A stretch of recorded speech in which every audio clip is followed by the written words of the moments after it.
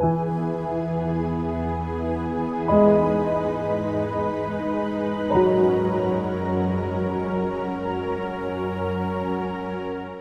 ఈ ఆన్‌లైన్ క్లాస్‌కి కూడొచ్చిన మీ అందరికీ కూడా మన ప్రభు అయిన యేసుక్రీస్తు పేరట వందనాలు తెలియజేసుకుంటున్నాను. ఈరోజు మరి యొక్క అంశాన్ని మరి బైబిల్ గ్రంథంలో నుండి నేర్చుకునే ప్రయత్నం చేద్దాం. ఐగుప్తు దేశంలో మరి వారి దేవతలకు దేవుడు చేసినటువంటి తీర్పును గురించి లేదా వారి పరిస్థితిని దేవుడు ఎలాగ మలిచాడో అనేటువంటి అంశం మీద ఈరోజు మనం కొద్దిసేపు దేవుని మాటలు మనం ధ్యానించుకుందాం. మరి అంశము మరొకసారి ఐగుప్తు దేవతలకు జరిగించిన తీర్పు లేదా దేవుడు జరిగించినటువంటి తీర్పు. క్రీస్తునందు ప్రియులారా, మనకందరికీ కూడా తెలుసు, ఎన్నో సందర్భాలలో మరి ప్రతి క్రైస్తవుడు కూడా మరి సంఘానికి రెగ్యులర్‌గా వచ్చినా రాకపోయినా బైబిల్ చదివినా చదవకపోయినా ప్రతి క్రైస్తవుడికి కూడా మరి ఐగుప్తు దేశంలో దేవుడు జరిగించినటువంటి 10 తెగుళ్ళు గురించి తెలిసుంటుంది. ఇక ఈ తెగుళ్ళకి గల కారణమేంటో అవి చాలా సందర్భాలలో మనం నేర్చుకొనున్నాం. మరి ఫరో యొక్క కఠినమైనటువంటి మనస్సు, అతడు దేవుని యొక్క పిల్లలను మరి వారు వెళ్లి దేవునికి ఆరాధన చేసుకోవడానికి లేదా దేవుణ్ణి పూజించుకోవడానికి అవకాశం కల్పించకుండా మరి తన హృదయాన్ని కఠినపరుచుకొని మోషే ఎప్పుడైతే అతని దగ్గరికి వెళ్లి రిక్వెస్ట్ పెట్టాడో, ఇలా మేము వెళ్తాము కాబట్టి మమ్మల్ని విడిచిపెట్టండి, మా దేవుడు మా కొరకు ఏర్పరిచినటువంటి స్థలానికి మేము వెళ్ళాలి అని మరి అడిగినప్పుడు అతడి మనస్సు కఠినపరుచుకున్నట్లుగా మనము నిర్గమకాండంలో చాలా సార్లు చదివాం. మరొకసారి ఆ మాటను మనం చూసుకున్నట్లయితే నిర్గమకాండము 5వ అధ్యాయం మొదటి వచనం నుండి కనుక మనం చూసుకున్నట్లయితే నిర్గమకాండం 5వ అధ్యాయం మొదటి వచనం నుండి.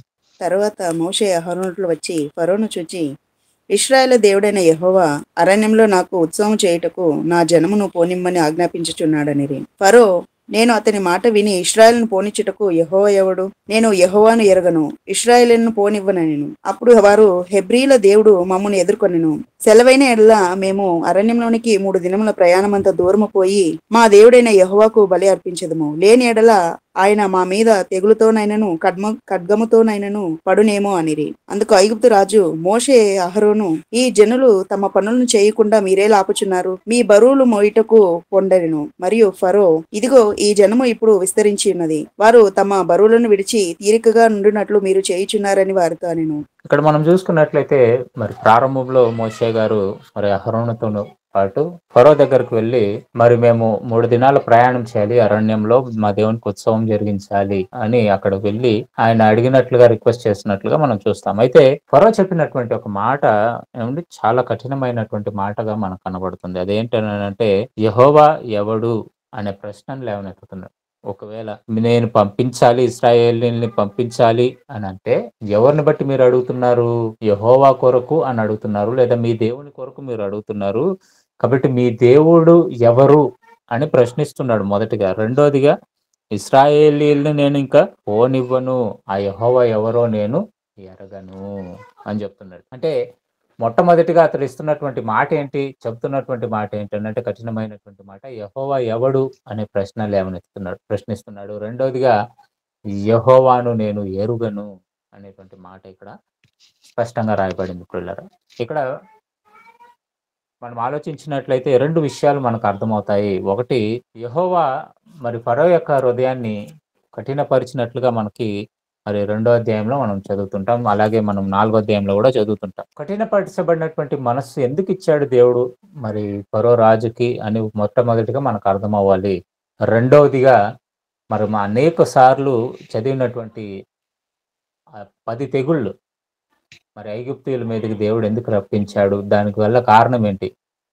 ఫరో హృదయము కఠినపరిచింది దేవుడే అని మనకు రాయబడింది అనంటే దానికి వెనకాల ఏదో ఒక బలమైనటువంటి కారణం ఉంటుంది. ఇంకా రెండోదిగా 10 తెగుళ్ళు వచ్చేంత వరకు దేవుడు ఎందుకు మరి అతని హృదయాన్ని కఠినపరిచి ఇశ్రాయేలీయుల్ని అక్కడి నుండి పోనీయకుండా చేశాడు అనంటే, ప్రారంభం నుండి కూడా ఐగుప్తీయులకి ఇశ్రాయేలీయులు అంటే పడదు. మీరు ఆదికాండము 43వ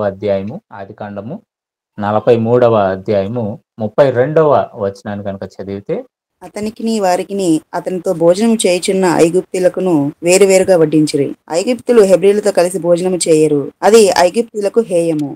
ఇక్కడ మనకి దేవుడు రాయించినటువంటి మాట ఏంటి అని మనం చూసుకున్నట్లయితే, ఐగుప్తీయులు మరి హెబ్రీయులు అనగానే ఇశ్రాయేలీలు ఇష్టముండరు. వారితో కలిసి భోజనము చేయరు.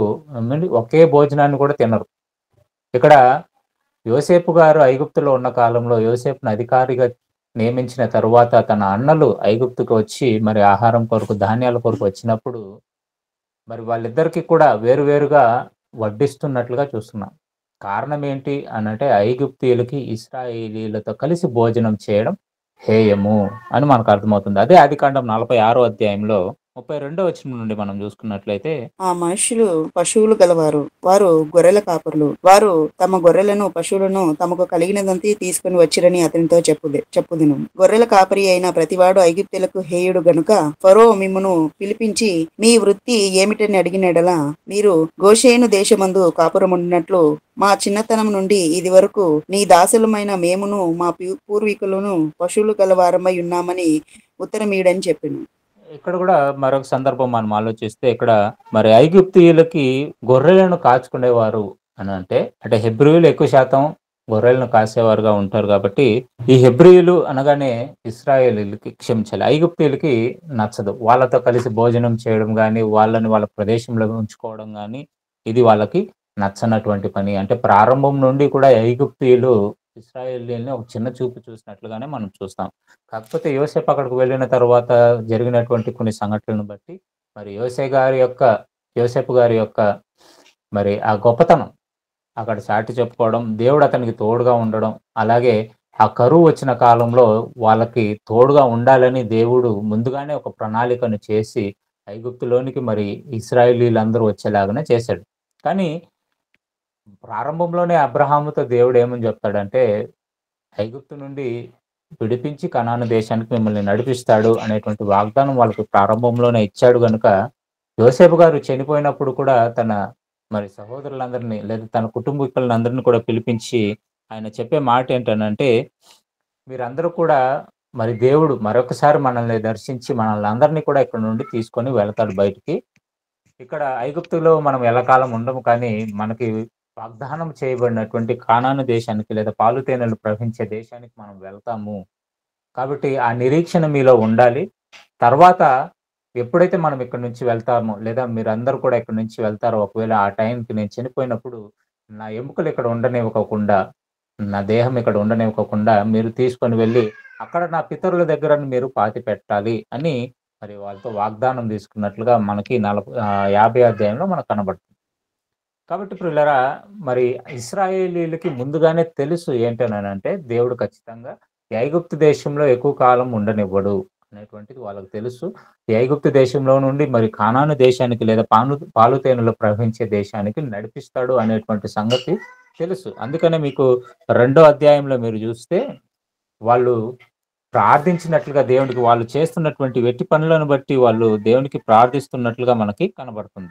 3వ అధ్యాయంలో ఇలా వీళ్ళు ప్రార్థిస్తూ మరి దేవునికి వేడుకుంటుంటారు. ఎప్పుడెప్పుడు ఈ బలిను లేదా ఈ బానిసత్వం నుండి మరి దేవుడు మమ్మల్ని విడిపిస్తాడా అనేటువంటి ఒక వేదనతో వాళ్ళు దేవునికి మొరపెడుతున్నట్లుగా మనకి కనబడుతుంది ప్రియులారా. మరి 2వ అధ్యాయం 25వ వచనంలో 23 నుంచి చదువుదాం. అలాగున అనేక దినములు జరిగిన మీదట ఐగుప్తు రాజు చనిపోయాను. ఇశ్రాయేలీయులు తాము చేయుచున్న వెట్టి పనులను బట్టి నిట్టూర్పులు విడిచుచు మొరపెట్టుచుండగా తమ వెట్టి పనులను బట్టి వారు పెట్టిన మొర దేవుని యొద్దకు చేరెను. కాగా దేవుడు వారి మూలుగును విని అబ్రహాము, ఇస్సాకు, యాకోబులతో తాను చేసిన నిబంధనను జ్ఞాపకం చేసుకొనెను. దేవుడు ఇశ్రాయేలును చూచెను. దేవుడు వారి యందు లక్ష్యముంచెను. చాలా ఇక్కడ మనం చూసుకున్నట్లయితే దేవుడు ఇశ్రాయేలీయులకి తోడుగా ఉండాలి అని వాగ్దానం చేశాడు. అబ్రహాంతోనే చేశాడు. అబ్రహాం, ఇస్సాక్, యాకోబులతో చేసినటువంటి వాగ్దానాన్ని ఆయన గుర్తు చేసుకుంటున్నాడు. ఇదంతా కూడా బాగానే ఉంది.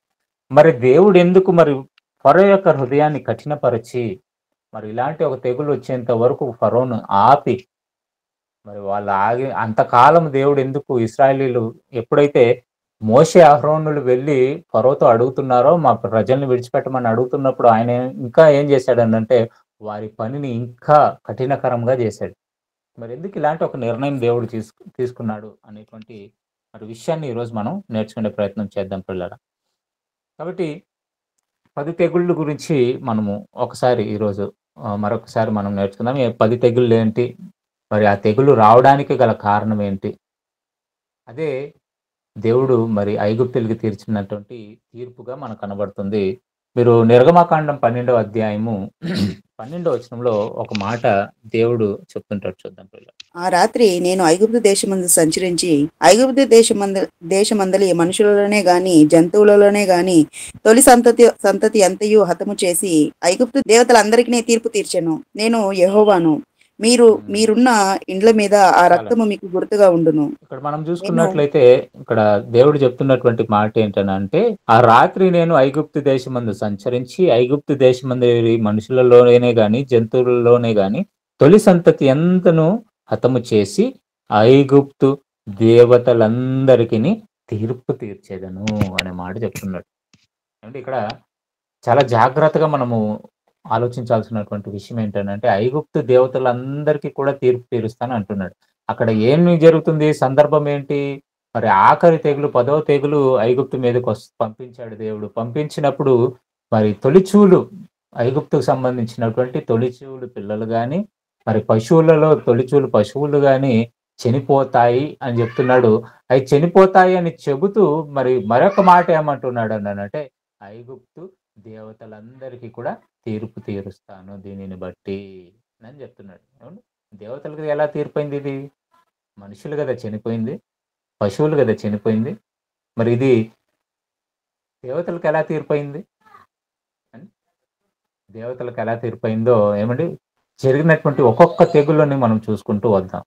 ఆ ఒక్కొక్క తెగులు మనం చదువుకుంటూ ఆ తెగుళ్ళ సందర్భంలో ఏం జరిగిందో, ఆ తెగులు ఎందుకు వచ్చిందో మనము కనుక అర్థం చేసుకుంటే ఆ తెగులుని బట్టి దేవుడు ఎలా వాళ్ళకి తీర్పు తీర్చాడో మనకి అర్థమైపోతుంది. కాబట్టి అదే మన పాఠం ఈరోజు. సో మొదటి తెగులు గురించి మనం ఆలోచిస్తే పిల్లరా, నిర్గమకాండము 7వ అధ్యాయము 14వ వచనం నుండి 25వ వచనం వరకు మనం చూస్తే, తర్వాత యెహోవా మోషేతో ఇట్లా నేను ఫరో హృదయము కఠినమైనది, అతడు ఈ ప్రజలను పోనీయనొల్లడాయను. ప్రొద్దున నీవు ఫరో యొద్దకు వెళ్ళుము. ఇదిగో అతడు ఏటి ధరికి పోను. నీవు అతనిని ఎదుర్కొనుటకు ఏటి ఒడ్డున నిలిచి పాముగా చేయబడిన కర్రను చేత పట్టుకొని అతని చూచి అరణ్యమందు నన్ను సేవించుటకై నా ప్రజలను పోనిమ్మని ఆజ్ఞాపించుటకు గాను హెబ్రీల దేవుడైన యెహోవా నన్ను నీ యొద్దకు పంపెను. నీవు ఇదివరకు వినకపోతివి కాగా యెహోవా ఆజ్ఞ ఏదనగా, నేను యెహోవానని దీన్ని బట్టి నీవు తెలుసుకొందువని యెహోవా చెప్పుచున్నాడు. ఇదిగో నా చేతిలోనున్న ఈ కర్రతో నేను ఏటి నీటిని కొట్టుదును, అది రక్తంగా మార్చబడును.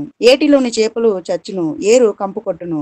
ఏటి నీళ్లు త్రాగుటకు ఐగుప్తీయులు అసహ్యపడుదురని చెప్పమనెను. ఇక్కడ మనం చూసుకున్నట్లయితే మొట్టమొదటి తెగులు ఇక్కడ దేవుడు మోషేని పిలిపిస్తున్నాడు. పిలిపించి, ఇదిగో రేపు ఉదయం నువ్వు మరి ఫరోను ఎదుర్కోవడానికి వెళ్ళు. అతను ఏటి దగ్గరకు వెళ్తాడు. కాబట్టి ఆ ఏటి దగ్గరకు నువ్వు వెళ్ళి నువ్వేం చేస్తావు అని అంటే, పాముగా చేయబడినటువంటి కర్రను నువ్వు చేత పట్టుకొని వెళ్ళి ఆ నీళ్లను కొట్టినప్పుడు ఆ నీళ్లు రక్తంగా మారిపోతుంది. మరి అందులో ఉన్నటువంటి చేపలన్నీ కూడా చనిపోతాయి, అది కంపు కొడుతుంది అనే మాటను చెప్తున్నాడు. ఎందుకు ఈ పనిని చేశాడు? ఎందుకు నీళ్లను రక్తంగా మార్చాడు అని అంటే, ఈ ఐగుప్తీయులు ఆరాధించేటువంటి ఒక దేవత, దాని పేరు ఏమండి హ్యాపీ. హ్యాపీ అనేటువంటి దేవత, మరి మీకు ఫోటో చూపిస్తాడు చూడండి. హపి అనేటువంటి దేవతను వీళ్ళు నైలు నది దేవత అని నమ్ముతారు. నైలు నది దేవత లేదా గాడెస్ ఆఫ్ నైల్ అంటారు దాన్ని. కాబట్టి ఈ దేవత వల్లే నైలు మాకు సమృద్ధిగా మరి పారుతుంది, నీళ్లు సమృద్ధిగా పారుతుంది. కాబట్టి ఈ దేవుడి వల్లే మాకేమవుతుంది అని అంటే సమృద్ధిగా పంటలు పండుతున్నాయి. ఈ దేవుడిని బట్టే ఇది నైలు నది మాకి సమృద్ధిగా ప్రవహిస్తుంది. ఆ నీటిని బట్టే మేము బ్రతుకుతున్నాము.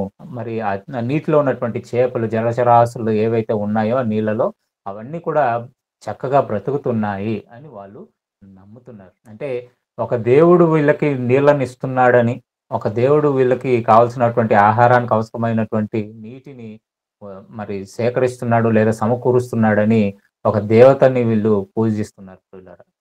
కాబట్టి ఈ దేవుడికి జరిగినటువంటి తీర్పు ఏంటి అని అంటే, ఏ నదినైతే వాళ్ళు దేవుడిగా కొలుస్తున్నారో ఆ నదిని దేవుడు రక్తంగా మార్చేశాడు. రక్తంగా మార్చడమే కాకుండా అందులో ఉన్నటువంటి జలచరాలు ఏవైతే ఉన్నాయో అవన్నీ కూడా చనిపోయి ఆ ఏరు మరి వాసన వచ్చేలాగానే దేవుడు చేశాడు. అంటే మీ దేవుడిని, మీ ఏ దేవుడైతే మీకు ఆ నీళ్ళని ఇస్తున్నాడని మీరు నమ్ముతున్నారో అది కేవలము మీ ఊహ అంతే. కాబట్టి అది నిజమైనటువంటి దేవుడు కాదు.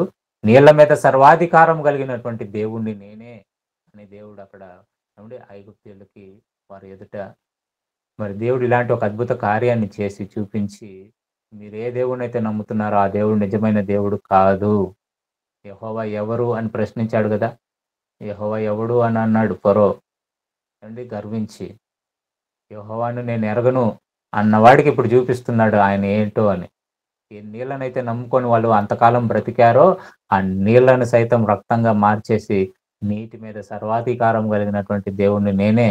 మరి మీ దేవుళ్ళు ఎవరైతే ఉన్నారో దానిని మరి పిలుచుకొనొచ్చి ఈ నీటిని మళ్ళా మార్చగలరా అనే ప్రశ్న ఏవండీ దేవుడు వాళ్ళ ముందు పెట్టాడండి. అదే మొదటి తెగులు వాళ్ళకొచ్చింది. ఇక రెండో తెగులు గురించి ఆలోచిద్దాం. మరలా అక్కడికి వెళ్లి మోషే వెళ్లి ప్రార్థించినప్పుడు అది మరలా త్రాగే నీరుగా మారినట్లుగా మనం చూస్తాం. తర్వాత మీరంతా గూడా చదువుకుంటూ వస్తే. నిర్గమకాండం 8వ అధ్యాయము మొదటి వచనం నుండి 15వ వచనం వరకు కూడా రెండవ తెగులు మనకు కనబడుతుంది. రెండవ తెగులు ఏంటో మనం చూద్దాం. మరియు యెహోవా మోషేతో ఇట్లనెను, నీవు అహరోనును చూచి నీ కర్ర పట్టుకొని ఏటి పాయల మీదను కాలువల మీదను చెరువుల మీదను నీ చెయ్యి చాపి ఐగుప్తు దేశం మీదికి కప్పలను రాజేయమని అతనితో చెప్పమనగా, అహరోను ఐగుప్తు జలముల మీద తన చెయ్యి చాపెను. అప్పుడు కప్పలు ఎక్కి వచ్చి ఐగుప్తు దేశమును కప్పెను. ఇక్కడ మనం చూసుకున్నట్లయితే ఇప్పుడు రెండవ తెగులు ఏంటనంటే మరి ఏటి దగ్గర తన కర్రను చాపగానే జరిగినటువంటి విషయం ఏంటనంటే కప్పలన్నీ కూడా వచ్చేసి ఏమంటే ఐగుప్తు దేశాన్ని అంతా కూడా నిండిపోయాయి. ఎక్కడ చూసినా కప్పలే. ఏమండి కప్పలు కనబడుతున్నాయి. కారణం ఏంటి? కప్పల్ని ఎందుకు రప్పించాడు దేవుడు అని మనం ఆలోచిస్తానండి. మరొక దేవతను వాళ్ళు పూజిస్తారు. ఆ దేవత పేరు హెకెట్. హెకెట్ అనేటువంటి దేవత అండి దాని ఆకారం మీరు చూసినా కూడా అది కప్పలాగానే ఉంటుంది ఒక విధంగా దాని మూతి. వీళ్ళ నమ్మకం ఏంటి అనంటే ఈ కప్పల ద్వారా నేల చదును చేయబడుతుంది. ఏమండి వాళ్ళు పంటలు పండించుకుంటారు కదా! ఆ పంటలు మరి చదును చేయడానికి అప్పుడు భూమి సారవంతంగా మారడానికి ఈ కప్పలు ఎంతో అవసరము అనేటువంటిది వాళ్ళు నమ్ముతారు. ఈ కప్పలు అలాగే ఏం చేస్తాయి అనంటే మరి క్రిములు ఏమైతే ఉన్నాయో మరి పంటకి నష్టాన్ని కలిగించేటువంటి క్రిములు ఉంటాయి కదా!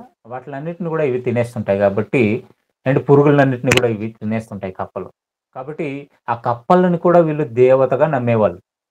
కాబట్టి ఆ దేవతకు ఒక పేరు పెట్టుకున్నారు. ఆ దేవత పేరు ఏంటనంటే హెకెట్ అనేటువంటి దేవత. కాబట్టి ఈ దేవుడిని వీళ్ళు నమ్మారు. కారణం ఏంటనంటే ఈ కప్పలు మన భూమిని సారవంతంగా చేసి మన భూమికి అవసరమైనటువంటి పంటలు పండించడానికి ఇవి చాలా సహాయపడుతున్నాయి. కాబట్టి హెకెట్ అనేటువంటి ఒక దేవత ఈ కప్పలనన్నిటిని కూడా శాసిస్తూ ఈ కప్పల్ని మన కోసం పంపించి ఈ కప్పలు మన భూమిని సారవంతంగా చేయడానికి ఇవి సహాయపడుతున్నాయి అని వీళ్ళు నమ్మారు. కాబట్టి ఏ కప్పలైతే వాళ్ళు నమ్మి ఆహారం కొరకు ఈ కప్పలు మనకు సహాయపడుతున్నాయని వాళ్ళు నమ్మారో, ఆ కప్పలే వచ్చి ఐగుప్తు దేశాన్ని నాశనము చేసేలాగున దేవుడు ఒక ప్రణాళికను చేశాడు. అదే కప్పలు ఏ కప్పలనైతే వాళ్ళు నమ్మారో అవే కప్పలు వచ్చి ఇప్పుడు ఏం చేస్తున్నాయి వాళ్ళ బతుకుల్ని నాశనం చేస్తున్నాయి. ఆ కప్పలన్నీ కూడా ఊరంతా నిండిపోయినప్పుడండి ఒక రకమైనటువంటి వాసన అక్కడ ఉండలేకపోయారు ఐగుప్తీయులు. వాళ్ళ పరిస్థితి చాలా దారుణంగా ఉంది. తర్వాత మీరు చదువుకుంటూ వెళ్తే ఇవన్నీ కూడా మీకు రాయబడుతుంది. అంటే కప్పల్ని నమ్మారు. కప్పల్ని దేవతగా నమ్మారు. ఆ కప్పని ఏమండి దేవతగా నమ్మి మాకు ఆహారం సమృద్ధిగా ఇవ్వడానికి కప్పలు ఎంతో సహాయపడుతున్నాయి. కాబట్టి ఒక దేవత ఉంది. ఆ దేవత ఈ కప్పలనన్నిటిని కూడా మా కొరకు పంపించి మాకు మంచి ఆహారాన్ని ఇస్తుంది అని నమ్మారు. కానీ ఆహారం ఇస్తున్నది కప్పలు కాదురా నేను అని దేవుడు చెప్పడానికి ఆ కప్పల్ని శాసించి ఏమండి ఊరి మీదకి పంపించాడు. ఎప్పుడైతే ఆ కప్పలు వచ్చాయో ఏమండి వాళ్ళకి అప్పుడు అర్థమైంది ఈ కప్పల వల్ల కాదు, ఈ కప్పల్ని కూడా శాసించేది మన దేవత కాదు, మనం నమ్ముకున్న దేవత కాదు, ఇదిగో ఇశ్రాయేలీయులు నమ్ముతున్నటువంటి దేవుడే అని వాళ్ళకి అర్థమైంది పిల్లలు. ఇక మూడో తెగులు గురించి ఆలోచిద్దాం. అంటే 10 తెగులు గురించి ఆలోచిద్దాం ఒకదాని తర్వాత ఒకటి. మరి మూడో తెగులు మనం ఆలోచిస్తే అదే 8వ అధ్యాయము నిర్గమకాండంలో 16వ వచనం నుండి 19వ వచనం వరకు కూడా మనకి మూడో తెగులు గురించి రాస్తాడు. అందుకు యెహోవా మోషేతో, నీవు నీ కర్ర చాపి ఈ దేశపు ధూళిని కొట్టుము, అది ఐగుప్తు దేశమంతటను పేలగునని అహరోనుతో చెప్పుమనగా, వారు అట్లు చేసిరి. అహరోను తన కర్రను పట్టుకొని చెయ్యి చాపి ఆ దేశపు ధూళిని కొట్టినప్పుడు పేర్లు మనుషుల మీదను జంతువుల మీదను ఉండెను. ఐగుప్తు దేశం అంతటను ఆ దేశపు ధూళి అంతయు పేలాయెను. శకునగాండ్రు కూడా పేలును పుట్టింపాలనని తమ మంత్రముల చేత అట్లు చేసిరి, కానీ అది వారి వలన కాకపోయెను. ఇక్కడ మనం చూసుకున్నట్లయితే ఇప్పుడు భూమి మీద కొట్టమన్నాడు, ధూళిని కొట్టమన్నాడు. ధూళి మీద కొట్టినప్పుడు అవి పేర్లను రప్పిస్తాయి పుట్టించును అని చెప్పగానే ఏమండి మోషే గారు అలాగే చేశారు. మరి అలా చేసినప్పుడు పేర్లన్నీ కూడా మరలా ఏమండి నిండుకున్నాయి. పేర్లు ఎంత అసహ్యంగా ఉంటాయో ఏమండి జనరల్ గా ఎక్కువగా స్త్రీలకు అర్థమవుతుంటది పేర్ల గురించి మాట్లాడినప్పుడు. ఏమండి వాళ్ళకి ఎంత విసుగ్గా ఉంటుందో వాళ్ళ తలలో ఉన్నటువంటి పెయిన్లు. ఏమండి ఒక 10, 20 పెయిన్లు ఉంటాయి తలలో మహా అయితే, లేదా ఒక 30, 40 ఉంటాయి. ఆ పెయిన్లకే మీకు అంత విసుగొచ్చినప్పుడు అలాగే పశువులను మీరు చూడండి, పశువుల మీద కూడా పెయిన్లు ఉంటాయి. ఏమండి వీధి వీధి చివరలో ఉన్నటువంటి కుక్కల్ని మీరు చూస్తుంటే, కుక్కలకు కూడా పేలు కొట్టుంటాయి. అవన్నీ చూసినప్పుడు మనకు ఒక మాదిరి అసహ్యంగా ఉంటుంది. ఒక చిన్న జంతువు మీద మనం పేర్లను చూస్తేనే, ఆవుల మీద గాని, ఏమండి బర్రెల మీద గాని పేర్లుంటాయి. అవన్నీ చూస్తున్నప్పుడు మనకెంతో ఒక మాదిరి అసహ్యంగా ఉంటుంది. కానీ అన్ని పేర్లన్నీ కూడా ఒక్కసారి ఐగుప్తు అంతా కూడా కవర్ చేసేసాయి. వాళ్ళందరిని కూడా ఇబ్బంది పెడుతున్నప్పుడు ఎంత అసహ్యంగా ఉంటుందో ఆలోచించండి. ఆ పేర్లు ధూళిలో నుంచి రప్పించాడంట దేవుడు. ఎందుకు రప్పించాడు? ఏమండి వాళ్ళు మరొక దేవతను భూమి దేవతగా లేదా దేవుడిగా వాళ్ళు కొలుస్తారు. అదే గెబ్ అనేటువంటి దేవత. గెబ్ అనేటువంటి ఒక ఏమండి దేవుడుంటాడు. ఆ భూమిని కూడా వీళ్ళు ఏమంటారంటే ఒక దేవతతో పోలుస్తూ ఈ గెబ్ అనేటువంటి దేవుడు అదిగోండి గాడ్ ఆఫ్ ఎర్త్ అని రాసింది. కాబట్టి వీళ్ళు భూమిని కూడా లేదా ధూళిని కూడా దేవుడిగా నమ్ముతారు. ఎందుకు అనంటే ఈ భూమి మనకు ఫలం ఇస్తుంది గదా! పంటలనిస్తుంది గదా! ఏమంటే వాళ్ళ గర్వమంతా గూడా వాళ్ళకి పండినటువంటి పంటలను బట్టే. ఎందుకనంటే అప్పటికే మీకు తెలుసు కదా! యోసేపు కాలంలో ఏం జరిగిందో. 7 సంవత్సరాలు సమృద్ధిగా పంట పండింది. తర్వాత కరువు కాలంలో వాళ్ళకి ఎలాంటి ఇబ్బంది లేకోకుండా ఉండింది. మరి అది జరిగిన తర్వాత విస్తారంగా మరలా పంటలు పండుతున్నాయి. పంటలు పండుతున్నప్పుడు వాళ్ళు గర్వించారు. గర్వించి ఏం చేస్తున్నారు అనంటే మహా కోటలు కట్టేద్దాం. ఏమండి ఒక ఆకారాలను కట్టేద్దాం, బిల్డింగులు కట్టేద్దాం అని జెప్పి వాళ్ళు పిరమిడ్స్ కట్టడం.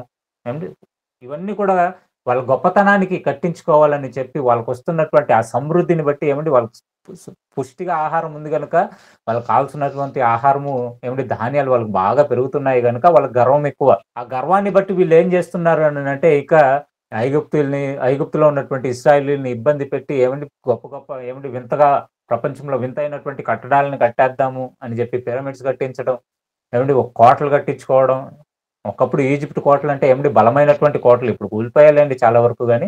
ఒకప్పుడు ఐగుప్తు కోటలంటే భయపడేవాళ్ళు జనాలు. ఎందుకు అనంటే వాళ్ళకి వస్తున్నటువంటి ఆ పంటను బట్టే. కాబట్టి ఈ భూమి మనకు ఆహారం ఇస్తుంది గదా! ఈ గెబ్ అనేటువంటి దేవత భూమిని కంట్రోల్ చేసి మనకు ఆహారం పెడుతుంది చక్కగా. మన పంటలను పండించేస్తుంది. కాబట్టి ఈ ధూళంతా కూడా ఈ దేవుడి పైనే ఉంది కాబట్టి, ఈ దేవుడిని మనం కొలిస్తే దేవుడు మనకు మేలు చేస్తాడని జెప్పి వాళ్ళు నమ్మారండి. ఏ భూమినైతే దేవుడుగా వాళ్ళు నమ్మారో, ఆ భూమి మీద ఉన్నటువంటి ధూళిని కొట్టగానే పేర్లను రప్పించేశాడు దేవుడు.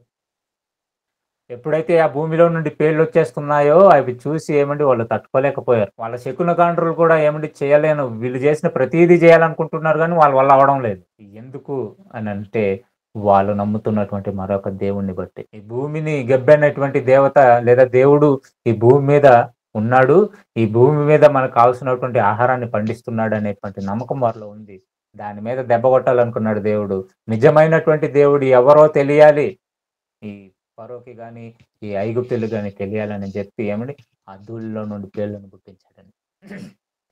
ఇక మరో తెగులు గురించి మనం ఆలోచిస్తే 4వ తెగులు నిర్గమకాండం 8వ అధ్యాయం 20వ వచనం నుండి 32వ వచనం వరకు కూడా మనకుంటుంది. నిర్గమకాండము 8వ అధ్యాయము 20వ వచనం నుండి మరి 32వ వచనం వరకు చక్కగా రాసుకోండి. ఏ తెగులు ఎక్కడెక్కడ ఉంటుందో మీకు బాగా అర్థమవుతుంది. తర్వాత మీకు ఎప్పుడైనా ఇది రెఫర్ చేసుకోవాలనుకున్నా చాలా ఈజీగా ఉంటుంది. కాబట్టి యెహోవా మోషేతో, నీవు ప్రొద్దున లేచి ఫరో ఎదుట నిలువుము. ఇదిగో అతడు ఏటి వద్దున పోవును. నీవు అతని చూచి నన్ను సేవించుటకు నా ప్రజలను పోనిమ్ము. నీవు నా ప్రజలను పోనీయని ఎడల చూడుము, నేను నీ మీదికి, నీ సేవకుల మీదికిని, నీ ప్రజల మీదికిని, నీ ఇండ్లలోకి ఈగల గుంపులను పంపెదను. ఐగుప్తుల ఇండ్లను వారున్న ప్రదేశములు ఈగల గుంపులతో నిండి ఉండును. మరియు భూలోకములో నేనే యెహోవాను అని నీవు తెలుసుకొనున్నట్లు ఆ దినమున నేను నా ప్రజలు నివసించుచున్న గేషను దేశమును వినాయించెదను. అక్కడ ఈగుల గుంపులు ఉండవు. ఇక్కడ మనం ఆలోచిస్తే ఇప్పుడు 4వ తెగులుగా దేవుడు ఏం చేశాడంటే ఈగలను రప్పించాడు. మరలా పంపిస్తున్నాడు మోషేని. పో మోషే మాట్లాడు, ఫరోతో మాట్లాడి, ఇదిగో ఈసారి మరి ఇప్పటికి 3 అయ్యాయి. ఇంకా 4వసారి మీకు ఏమొస్తుందంటే ఈగలు వచ్చేస్తాయి. మీ దేశం అంతా కూడా ఈగలు వచ్చేస్తాయి. ఆ ఈగలను బట్టి చాలా ఇబ్బందులు పడతారు మీరు. మీ దేశం అంతా కూడా నిండుకొని పోతుంది. గోషేను దేశంలో అసలు ఈగలు ఉండవు. ఈ ఈగలు ఏంటి కారణం? ఎందుకు? అనేక రకమైనటువంటి రోగాలకి కారణం ఈగలేనండి. మన ఇళ్ళలోనికి వచ్చేస్తుంటాయి. అవి ఎక్కడెక్కడో మురికిలో అంతా కూడా తిరిగేసి, మురికి మీదంతా కూర్చొని, మరలా వచ్చేసి మనం తినేటువంటి ఆహారాల మీద కూర్చుండేస్తుంటాయి. దానిని బట్టి చాలా కాలరా లాంటి రోగాలు, ఎన్నో రోగాలొస్తాయి. కానీ ఐగుప్తీయుల నమ్మకం ఏంటనంటే, ఈ ఈగలు అవి ఎగురుతూ మనల్ని కాపాడతాయి. ఇవి ఎగురుతూ మన చుట్టూ తిరుగుతూ మనల్ని కాపాడతాయి అనేటువంటి నమ్మకం వారిలో ఎక్కువగా ఉండేదని. కాబట్టే వీళ్ళొక దేవుడిని పెట్టుకున్నారు మళ్ళీ ఈగలకు గూడా. కెప్రి అనేటువంటి దేవతను దేవుడిగా వీళ్ళు కొలుస్తూ, అవి ఎగిరే ప్రతి పురుగులేవైతే ఎగురుతుంటాయి కదా! ఎగిరే పురుగులుంటాయి. చాలా రకాలైనటువంటి పురుగులుంటాయి. ఈ పురుగులన్నిటికి కూడా ఒక దేవుడున్నాడు. ఆ దేవుడి పేరే కెప్రి. ఈ కెప్రి అనేటువంటి దేవుడు ఆకారం గూడా చూడండి, ఒక ఈగ ఆకారంలోనే ఉంటుంది. ఆ మొఖం గూడా ఈగ ఆకారంలోనే ఉంటుంది. ఎందుకు అనంటే, ఈ ఈగలు మనల్ని కాపాడుతున్నాయి, సంరక్షిస్తున్నాయి. మన బాధల్ని చూస్తున్నాయి. ప్రతి విషయంలో మనకి తోడుగా ఉంటాయి అని నమ్మేవాళ్ళు. కాబట్టి ఈ ఈగల్ని కూడా వీళ్ళు దేవునిగా నమ్ముతూ, ఆ దేవుడు కెప్రి అనేటువంటి దేవుడు ఈ ఈగల మీద అధికారిగా ఉంటూ మనల్ని కాపాడుతున్నాడు అనేటువంటిది వీళ్ళ నమ్మకం. కాబట్టే ఈ కెప్రి అనేటువంటి దేవతను ఆరాధిస్తూ ఈగల్ని కూడా వీళ్ళు పూజించేవాళ్ళు. అందుకని దేవుడు ఏం చేశాడనంటే, ఈసారి ఏ దేవుడైతే మీకు సంరక్షకుడని మీరు అనుకుంటున్నారో, ఏ దేవుడైతే మీకు తోడుగా ఉంటాడని మీరు నమ్ముతున్నారో, ఏ దేవుడైతే మిమ్మల్ని కాపాడుతున్నాడని మీరు అనుకుంటున్నారో, ఆయనగా అది కాదురా దేవుడు, నేనే నిజమైనటువంటి దేవుడని, కాపాడేటువంటి ఈగలు అని అనుకుంటున్నారు గానీ, ఆ కప్పల లేదా ఆ ఈగల ద్వారానే వాళ్ళ నాశనాన్ని దేవుడు మరలా వాళ్ళకొచ్చేలాగానే చేశాడు. ఈసారి ఈగలు నిండుకొని పోయాయి ఫుల్‌గా. అదంతా గూడా మీరు అధ్యాయం అంతా కూడా చదివితే ఈగలు ఫుల్‌గా ఉన్నాయి. వాళ్ళకి ఎలా బ్రతకాలో అర్థం కావట్లేదు. మరలా మోషేని పిలుస్తాడు. ఇవన్నీ కూడా పోయేటట్టుగా చేయి, నేను పంపిస్తానంటాడు. కానీ పంపించడు. తర్వాత పిలుస్తాడు. మళ్ళీ మోషే ప్రార్థన చేసినప్పుడు అవన్నీ కూడా క్లియర్ అయిపోయిన వెంటనే మరలా మనసు మార్చేసుకొని నేను పంపిను మిమ్మల్ని అని. ఎందుకంటే ఇంకా కోటింగ్ ఉంది. అక్కడితో అయిపోలేదు కదా! ఇంకా ఉన్నాయి. చాలా దేవుళ్ళున్నారు. చాలా దేవతలున్నారు. వాళ్ళందరికీ కూడా కోటింగ్ పడాల. కాబట్టి ఇప్పుడు ఈగలని దేవుడుగా అనుకున్నారు. ఈగల మీద కూడా దేవుడు ఏం చేశాడంటే దండయాత్ర చేసి వాళ్ళని నానా మిదరలుగా ముప్పు తిప్పలు పెట్టాడండి. తర్వాత 5వ తెగులు గురించి మనం ఆలోచిస్తే నిర్గమకాండం 9వ అధ్యాయము మొదటి వచనం నుండి మనం చూసుకున్నట్లయితే నిర్గమకాండము. తరువాత యెహోవా మోషేతో ఇట్లా నేను, నీవు ఫరో యొద్దకు వెళ్లి నన్ను సేవించుటకు నా ప్రజలను పోనిమ్ము. నీవు వారిని పోనీయనొల్లక ఇంకనూ వారిని నిర్బంధించిన ఎడల, ఇదిగో యెహోవా బాహుబలము పొలములోనున్న నీ పశువుల మీదికిని, నీ గుర్రముల మీదికిని, గాడిదల మీదికిని, ఒంటెల మీదికిని, ఎద్దుల మీదికిని, గొర్రెల మీదికిని వచ్చును. మిక్కిలి బాధాకరమైన తెగులు కలుగును. అయితే యెహోవా ఇశ్రాయేలీయులు పశువులను ఐగుప్తు పశువులను వేరుపరచును. ఇశ్రాయేలుకున్న వాటన్నిటిలో ఒక్కటైనను చావదని హెబ్రీయుల దేవుడగు యెహోవా సెలవిచ్చుచున్నాడని అతనితో చెప్పుమనెను. మరి యెహోవా కాలము నిర్ణయించి, రేపు యెహోవా ఈ దేశములో ఆ కార్యమును జరిగించుననెను. మరునాడు యెహోవా కార్యం చేయగా ఐగుప్తుల పశువులన్నీ వచ్చెను గాని ఇశ్రాయేలీయుల పశువులలో ఒక్కటియూ చావలేదు. ఇక్కడ మనం చూసుకున్నట్లయితే ఇక్కడ మరలా పరిస్థితి ఏంటి అని మనం ఆలోచిస్తే, ఇప్పుడు ఒక తెగులు రప్పిస్తున్నాడు. అక్కడ ఉన్నటువంటి పశువులన్నిటిని కూడా చంపేయాలి. వాళ్ళు దేని మీద వస్తుంది ఆ తెగులన్నిటిని చెప్తున్నాడంటే 3వ వచనంలో, ఇదిగో యెహోవా బాహుబలము పొలములో నిన్నను నీ పశువుల మీదకిని, నీ గుర్రముల మీదకిని, గాడిదల మీదకిని, ఒంటెల మీదకిని, ఎద్దుల మీదకిని, గొర్రెల మీదకిని వచ్చును. ఏ పశువులనైతే మీరు మీ సహాయం కొరకు వాడుకుంటున్నారో ఆ పశువుల మీదకి అంతటి మీదకి ఒక గొప్ప తెగులు వచ్చేస్తుంది. బాధాకరమైనటువంటి తెగులు రాగా అవన్నీ కూడా చచ్చిపోతాయి. కానీ ఇశ్రాయేలు దేశంలో ఉన్నటువంటి పశువులు ఏవి కూడా ఒక్కటి కూడా చావదు. కానీ మీ పశువులు ఏవైతే ఉన్నాయో మీ పొలంలో ఉన్నటువంటి పశువులన్నీ కూడా చచ్చిపోతాయి అని చెప్తున్నాడు ఇక్కడ. వీళ్ళ నమ్మకం ఏంటి? మరలా ఇక్కడ కూడా ఎందుకు ఈ తెగులు ఎందుకు రప్పించాడు అని అంటే, పశువుల మీద ఒక దేవుడు ఉన్నాడు వీళ్ళకి. పశువుల మీద ఒక దేవుడు ఉన్నాడు. ఆ దేవుడు ఈ పశువులను మా కొరకు సృష్టించి, ఇవి మా పొలంలో మాకు ఎంతో సహాయకరంగా ఉంటాయి.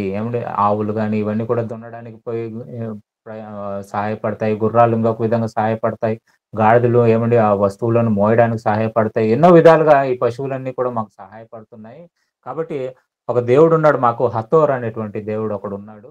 ఈ దేవుడు మా కోసం ఏం చేస్తాడు అని అంటే, మా కోసము ఈ ఈ పశువులన్నిటిని కూడా పంపించి మమ్మల్ని కాపాడుతున్నాడు. పొలంలో మాకు పనికి సహాయపడుతున్నాడు అనేటువంటి నమ్మకం వీళ్ళది. అదిగోండి హతోర్ అనేటువంటి దేవత. హతోర్ అనేటువంటి దేవత ఎలా ఉంటుందంటే తన ముఖము ఎద్దు ముఖంలాగా ఉంటుంది. దాని ముఖమంతా కూడా ఎద్దు లాగా ఉంటుంది. వీళ్ళ నమ్మకం ఏంటంటే పశువులన్నిటికీ కూడా ఈ హతోర్ అనేటువంటి దేవుడు యజమాని. ఈ పశువులన్నీ కూడా ఈ హతోర్ అనేటువంటి దేవుడు మా కోసం చేశాడు. కాబట్టి ఈ పశువులన్నీ కూడా మా మాటలు వింటాయి. పొలంలో మా పనులను చేసి పెడుతున్నాయి. భూమిని దున్నడానికి కానీ, సేద్యం చేయడానికి గానీ, ఇవన్నీ కూడా మాకు సహాయపడుతున్నాయని వాళ్ళ నమ్మకం. కాబట్టి ఈ హతోర్ అనేటువంటి దేవుడు మమ్మల్ని కాపాడుతున్నాడు అనేటువంటి నమ్మకంలో ఉన్నటువంటి వారిని ఒక ఆట ఆడించడానికి దేవుడు ఏం చేశాడంటే, వాళ్ళ పశువులన్నిటిని కూడా ఒక తెగులుతో మొత్తి ఆ పశువులన్నీ కూడా చనిపోయేలాగానే చేశాడండి. కాబట్టి ఇక్కడ వీళ్ళు హతోర్ అనేటువంటి ఈ దేవతని నమ్ముతున్న కారణాన దేవుడు ఏం చేశాడనంటే, పశువుల మీద కూడా యజమానిని నేనే. కావాలంటే చూసుకోండి. ఐగుప్తు దేశంలో ఉన్నటువంటి పశువులకి ఏమీ కాలేదంట. ఒక్కటి దానికి కూడా ఏం కాలేదంట. కానీ క్షమించాలి. ఇశ్రాయేల్ దేశంలో ఉన్నటువంటి ఒక్క పశువుకి కూడా ఏం కాలేదంట. మరి ఐగుప్తు దేశంలో ఉన్నవన్నీ కూడా చనిపోతున్నాయంట. అది చూసి ఫరో ఏం చేశాడు చూడండి 7వ వచనంలో. ఫరో ఆ సంగతి తెలుసుకున్నప్పుడు ఇశ్రాయేలు పశువులలో ఒకటియు చావలేదు. అయినను అప్పటికి ఫరో హృదయం కఠినమైనందున జనులు పంపకపోయాను. చాలా ఇక్కడ మనం చూసుకున్నట్లయితే ఇంకా కఠినపరుచుకుంటున్నాడంట తన మనసుని. చూశాడు ఇశ్రాయేల్ దేశంలో ఉన్నటువంటి ఏ పశువులు కూడా చనిపోలేదు కదా, మరి నిజంగా వాళ్ళ దేవుడే నిజమైనటువంటి దేవుడు అనేటువంటి మనస్సు అతనిలోకి ఇంకా రాలేదు. ఇంకా కఠినపరుస్తున్నాడు. ఎందుకనంటే టార్గెట్ వేరే ఉంది దేవునికి. స్టార్టింగ్ లో ఏం చేస్తాను చెప్పండి, ఒక వ్యక్తి మీద మనం కోపం ఉన్నప్పుడు మెల్లగా వేరే వ్యక్తితో చెప్పి చూస్తాం. అతడు వినలేదనుకోండి, తర్వాత మనం చెప్తాం. మనం చెప్పినా కూడా వినలేదనుకోండి, పోలీసుల ట్రీట్మెంట్ ఇలాగే ఉంటుంది. తర్వాత ఏం చేస్తారు, తీసుకొని పోయి చిన్నగా ఒక 4 ఫస్ట్ డిగ్రీగా మాటలతో చెప్పి చూస్తారు. కానీ వినలేదనుకోండి, ఫైనల్గా ఏం చేస్తారంటే అప్పుడు ఫైనల్ టార్గెట్ వీడిని ఎక్కడ కొడితే వీడు తగ్గుతాడో అక్కడ అర్థం చేసుకుని దాని మీద కొడతారు. అలాగే దేవుడు కూడా ఇంకొక టార్గెట్ ఉంది, ఫైనల్ టార్గెట్ ఒకటి ఉంది. ఇప్పుడు చిన్నవి వేస్తున్నాడు అంతే, ఒక్కొక్కటి వేస్తున్నాడు. అల్టిమేట్ గా ఒకటి ఉంది, దాన్ని కొడితేనే వాళ్ళ మనసులు మారుతాయని దేవునికి అర్థమైంది. కాబట్టి ఫస్ట్ చిన్నవి కొడుతున్నాడు అనమాట. వాళ్ళు దేనినైతే నమ్ముకున్నారో, ఏ ఏ ఏ భూమిలో నుండి వాళ్ళకి దేవుడుగా, ఏ భూమి దేవుడుగా ఉండి వాళ్ళకి ఆహారం ఇస్తుందని అనుకుంటున్నారో, ఏ పశువులైతే వాళ్ళకి సహాయపడుతుందని అనుకున్నారో, ఏ దేవుళ్ళైతే వాళ్ళని కాస్తున్నారని వాళ్ళు అనుకుంటున్నారో, ఏ దేవుడైతే వాళ్ళకి నీళ్ళని ఇస్తున్నాడని వాళ్ళు అనుకుంటున్నారో, ఇవన్నిటిని కూడా ఒక్కొక్కటిగా కొట్టుకుంటూ వస్తున్నారు. ఇక నెక్స్ట్ తెగులు మనం ఆలోచిస్తేనండి 6వదిగా అదే నిర్గమకాండం 9వ అధ్యాయము 8వ వచనం నుండి 12వ వచనం వరకు మనం చూస్తే, కాగా యెహోవా మీరు మీ పిడికిళ్ళ నుండి ఆవపు బుగ్గి తీసుకొనుడి, మోషే ఫరో కనుల ఎదుట ఆకాశం వైపు దాన్ని చల్లవలెను. అప్పుడు అది ఐగుప్తు దేశం అంతటా సన్నపు ధూళి అయి ఐగుప్తు దేశం అంతటా మనుషుల మీదను జంతువుల మీదను పొక్కు దద్దరులగునని మోషే అహరోనుతో చెప్పెను. కాబట్టి వారు ఆవుకు బుగ్గి తీసుకుని వచ్చి ఫరో ఎదుట నిలిచిరి. మోషే ఆకాశం వైపు దాన్ని చల్లగానే అది మనుషులకును జంతువులకును పొక్కు దద్దురులాయను. ఆ దద్దురుల వలన శకునగాండ్రు మోషే ఎదుట నిలవలేకపోయిరి. ఆ దద్దురులు శకునగాండ్రునుకును ఐగుప్తులందరికీ పుట్టెను.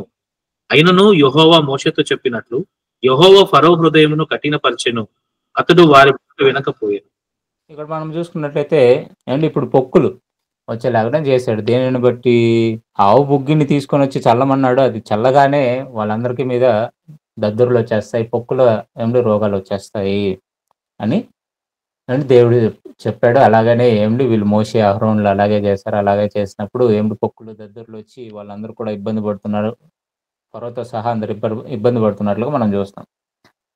అయినా కూడా అతనికి మనసు రాలేదు పంపించడానికి. మరి ఇదెందుకు వచ్చింది, ఈ తెగులు ఎందుకు రప్పించాడు అని మనం చూసుకున్నట్లయితే ఐసిస్ అనేటువంటి ఒక దేవత ఉంటుంది వీళ్ళకి. ఈ ఐసిస్ అనేటువంటి దేవత వీళ్ళకి ఆరోగ్యం కలిగించేటువంటి దేవత అని వీళ్ళు నమ్ముతారు. అంటే ఆరోగ్యాన్ని కలిగించేటువంటి దేవత. ఈ ఐసిస్ దేవతని ఇప్పటికీ కూడా రోమా వాళ్ళు చాలా మంది ఇప్పటికీ కూడా దాన్ని నమ్ముతారు. ఈ ఐసిస్ అనేటువంటి దేవత వీళ్ళకి ఆరోగ్యాన్ని కలుగు చేసేటువంటిది, ఒక తల్లి లాంటిది.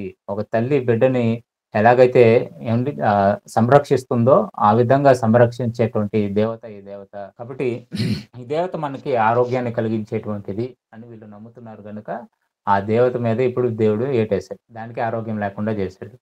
కాబట్టి ఈ ఇశ్రాయేలీల పాలెంలో ఉన్నటువంటి వారందరికీ కూడా ఇదొక గుణపాఠంగా ఉండాలి. అలాగే ఐగుప్తీయులందరూ కూడా నిజమైనటువంటి దేవుడు ఎవరో తెలుసుకోవాలి అని దేవుడు చేసినటువంటి ప్రణాళిక ఈ 10 తెగుళ్ళండి. ఇప్పుడు ఐసిస్ అనేటువంటి దేవత వాళ్ళకి ఆరోగ్యం ఇస్తుందని వాళ్ళు నమ్మారు గనుక ఇప్పుడు ఎప్పుడైతే వీళ్ళకి దద్దుర్లు, పొక్కులు వచ్చేసాయో ఖచ్చితంగా వెళ్లి ఆ దేవత దగ్గర వీళ్ళు ప్రార్థించేవాళ్ళు. కానీ వాళ్ళకి బాగాలేదు. తర్వాత మరలా మోషే ప్రార్థించినప్పుడే అన్ని బాగయ్యాయి. ఏవి కూడా వాళ్ళంతట వాళ్ళకి బాగవ్వలేదు.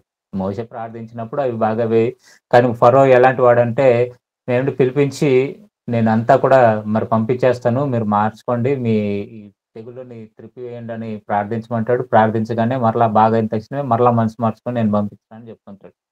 ఇలా ఇది 6వసారి ఇలా చేశాడు. ఇక్కడ 7వదిగా మనం చూసుకున్నట్లయితే అదే నిర్గమకాండము 9వ అధ్యాయము 13వ వచనం నుండి 35వ వచనం వరకు మనం చూసుకున్నట్లయితే తర్వాత యెహోవా మోషేతో ఇట్లనెను, హెబ్రీయుల దేవుడైన యెహోవా ఇలాగ సెలవిచ్చుచున్నాడు, నీవు తెల్లవారగానే లేచిపోయి ఫరో ఎదుట నిలిచి నన్ను సేవించుటకును నా జనులను పోనిమ్ము, సమస్త భూమిలో నా వంటి వారెవరనూ లేరని నీవు తెలుసుకొనవలనని ఈసారి నేను నా తెగుళ్ళన్నీయు నీ హృదయమును నొచ్చునంతగా నీ సేవకుల మీదికిని నీ ప్రజల మీదికిని పంపెదను. భూమి మీద నుండకుండా నీవు నశించిపోవున్నట్లు నేను నా చెయ్యి చాపి ఉంటేనని నిన్నును నీ జనులను తెగులతో కొట్టివేసి ఉందును. నా బలమును నీవు చూపునట్లును భూలోకం అంతటను నా నామమును ప్రచురము చేయనట్లును ఇందుకే నేను నిన్ను నియమించి తిని. నీవు ఇంకా నా ప్రజలను పోనీయనొల్లక వారి మీద అతిశయపడుచున్నావు. ఇదిగో రేపు ఈ వేళకు నేను మిక్కిలి బాధకరమైన వడగండ్లను కురిపించెదను. ఐగుప్తు రాజ్యము స్థాపించిన దినము మొదలుకొని ఇది వరకు అందులో అట్టి వడగండ్లు పడలేదు. కాబట్టి నీవు ఇప్పుడు పంపి నీ పశువులలో పొలముల్లోనూ నీవు కలిగినది యావత్తును త్వరగా భద్రము చేయుము. ఇంటికి రప్పించబడక పొలములో ఉండు ప్రతి మనుషుల మీదను జంతువుల మీదను వడగండ్లు కురియును. అప్పుడు అవి చచ్చునని చెప్పుమనెను. చాలా ఇక్కడ మనం చూసుకున్నట్లయితే మరలా ఇక్కడ వడగండ్లను దేవుడు రప్పిస్తున్నట్లుగా మనం చూస్తాం. ఇక్కడ అసలు విషయాన్ని చెప్తున్నాడు.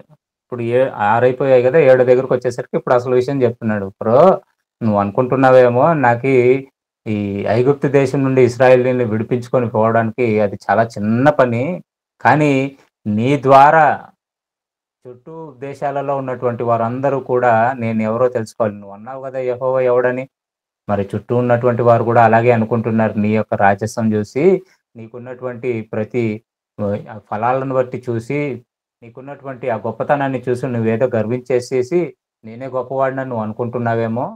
నీ గొప్పతనం ఏమీ లేదు ఇక్కడ. నా ప్రజలు నేను కాపాడుకోవడానికి ఇంతవరకు కూడా నేను నీకు కావాల్సినదంతా కూడా నేను సమకూర్చాను, చేశాను. ఇప్పుడు ఇదంతా కూడా ఈ తెగుళ్ళంతా కూడా ఎందుకు రప్పిస్తున్నాను అని అంటే, ఈ తెగుళ్ళ గురించి ప్రపంచమంతా కూడా మాట్లాడుకోవాలి.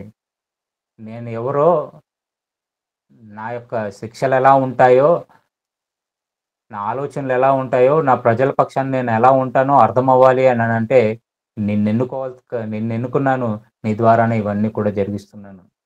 లేదంటే ఒకే ఒక నిమిషం చాలు నాకు.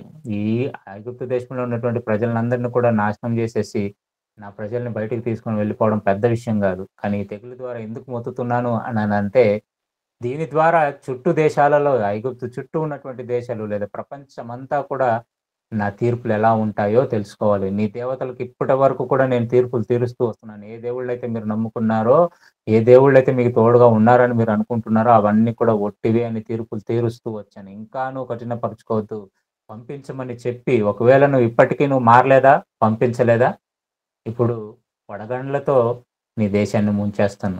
నీ పశువులు, నీ ప్రజలన్నీ కూడా చాలా మంది ఇబ్బంది పడతారు ఈ వడగండ్ల ద్వారా అని చెబుతున్నాడు. ఎందుకు, కారణం ఏంటి అని అంటే మరొక దేవుడిని వీళ్ళు ఆరాధించేవాళ్ళు. ఆ దేవుడి పేరు ఒసిరిస్ అనేటువంటి దేవత లేదా దేవుడు. ఇది ఆకాశపు దేవుడు అని వీళ్ళు నమ్మేవారు. ఆకాశపు దేవుడు మా కొరకు ఆకాశంలో కావాల్సినదంతా కూడా చేసేటువంటి దేవుడు, లేదా మమ్మల్ని భద్రంగా ఈ ఆకాశంలో ఉన్నటువంటి వర్షాలు కురిపించడము ఇవన్నీ కూడా చేసే దేవుడు ఇతనే. అనుకోండి, ఒసిరిస్ అనేటువంటి దేవత మాకు వర్షాలను కురిపించాలన్నా, మాకు ఏది చేయాలన్నా కూడా ఈ దేవుడే మాకు. కాబట్టి మాకు జీవాన్ని ఇచ్చేవాడు, అంటే ఆహారం ఇచ్చి జీవాన్ని ఇచ్చేవాడు.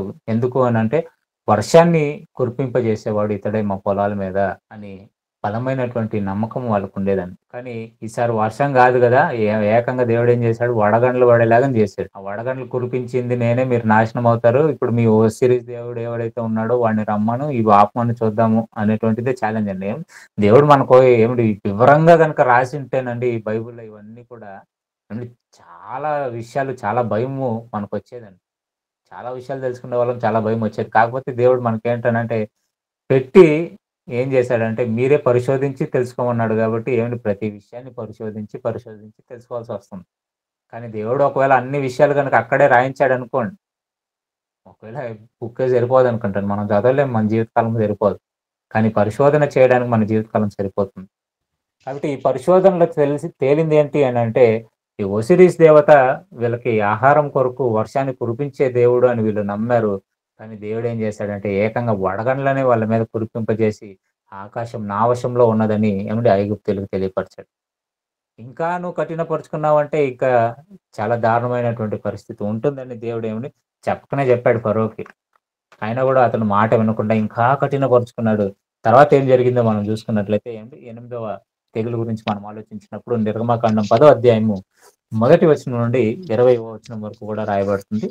నిర్గమకాండం 10వ అధ్యాయము మొదటి వచనం నుండి 20వ వచనం వరకు కూడా మరొక తెగులు దేవుడు వాళ్ళ మీద పంపించినట్టుగా మనం చూస్తాం. కాగా యెహోవా మోషేతో, ఫరో యొద్దకు వెళ్ళుము, నేనే యెహోవానని మీరు తెలుసుకున్నట్లును, నేను చేయు సూచక క్రియలను ఐగుప్తీయుల ఎదుట కనపరచుటకును, నేను వారి ఎడల జరిగించిన వాటిని వారి ఎదుట కలుగజేసిన సూచక క్రియలను నీవు నీ కుమారుని కుమారునికి ప్రచురము చేయునట్లును, నేను అతని హృదయమును అతని సేవకుల హృదయమును కఠినపరిచితిన నేను. కాబట్టి మోషే అహరోన్లు ఫరో యొద్దకు వెళ్లి అతని చూచి ఇలాగ చెప్పిరి, హెబ్రీల దేవుడకు యెహోవా సెలవిచ్చిన దేవా, నీవు ఎన్నాళ్ళ వరకు నాకు లొంగనొల్లకు ఎందువు? నన్ను సేవించుటకు నా జనులను పోనిమ్ము. నీవు నా జనులను పోనీయ నొల్లని ఎడల, ఇదిగో రేపు నేను మిడతలను నీ ప్రాంతంలోనికి రప్పించెదను. ఎవడునూ నేలను చూడలేనంతగా అవి దాని కప్పును.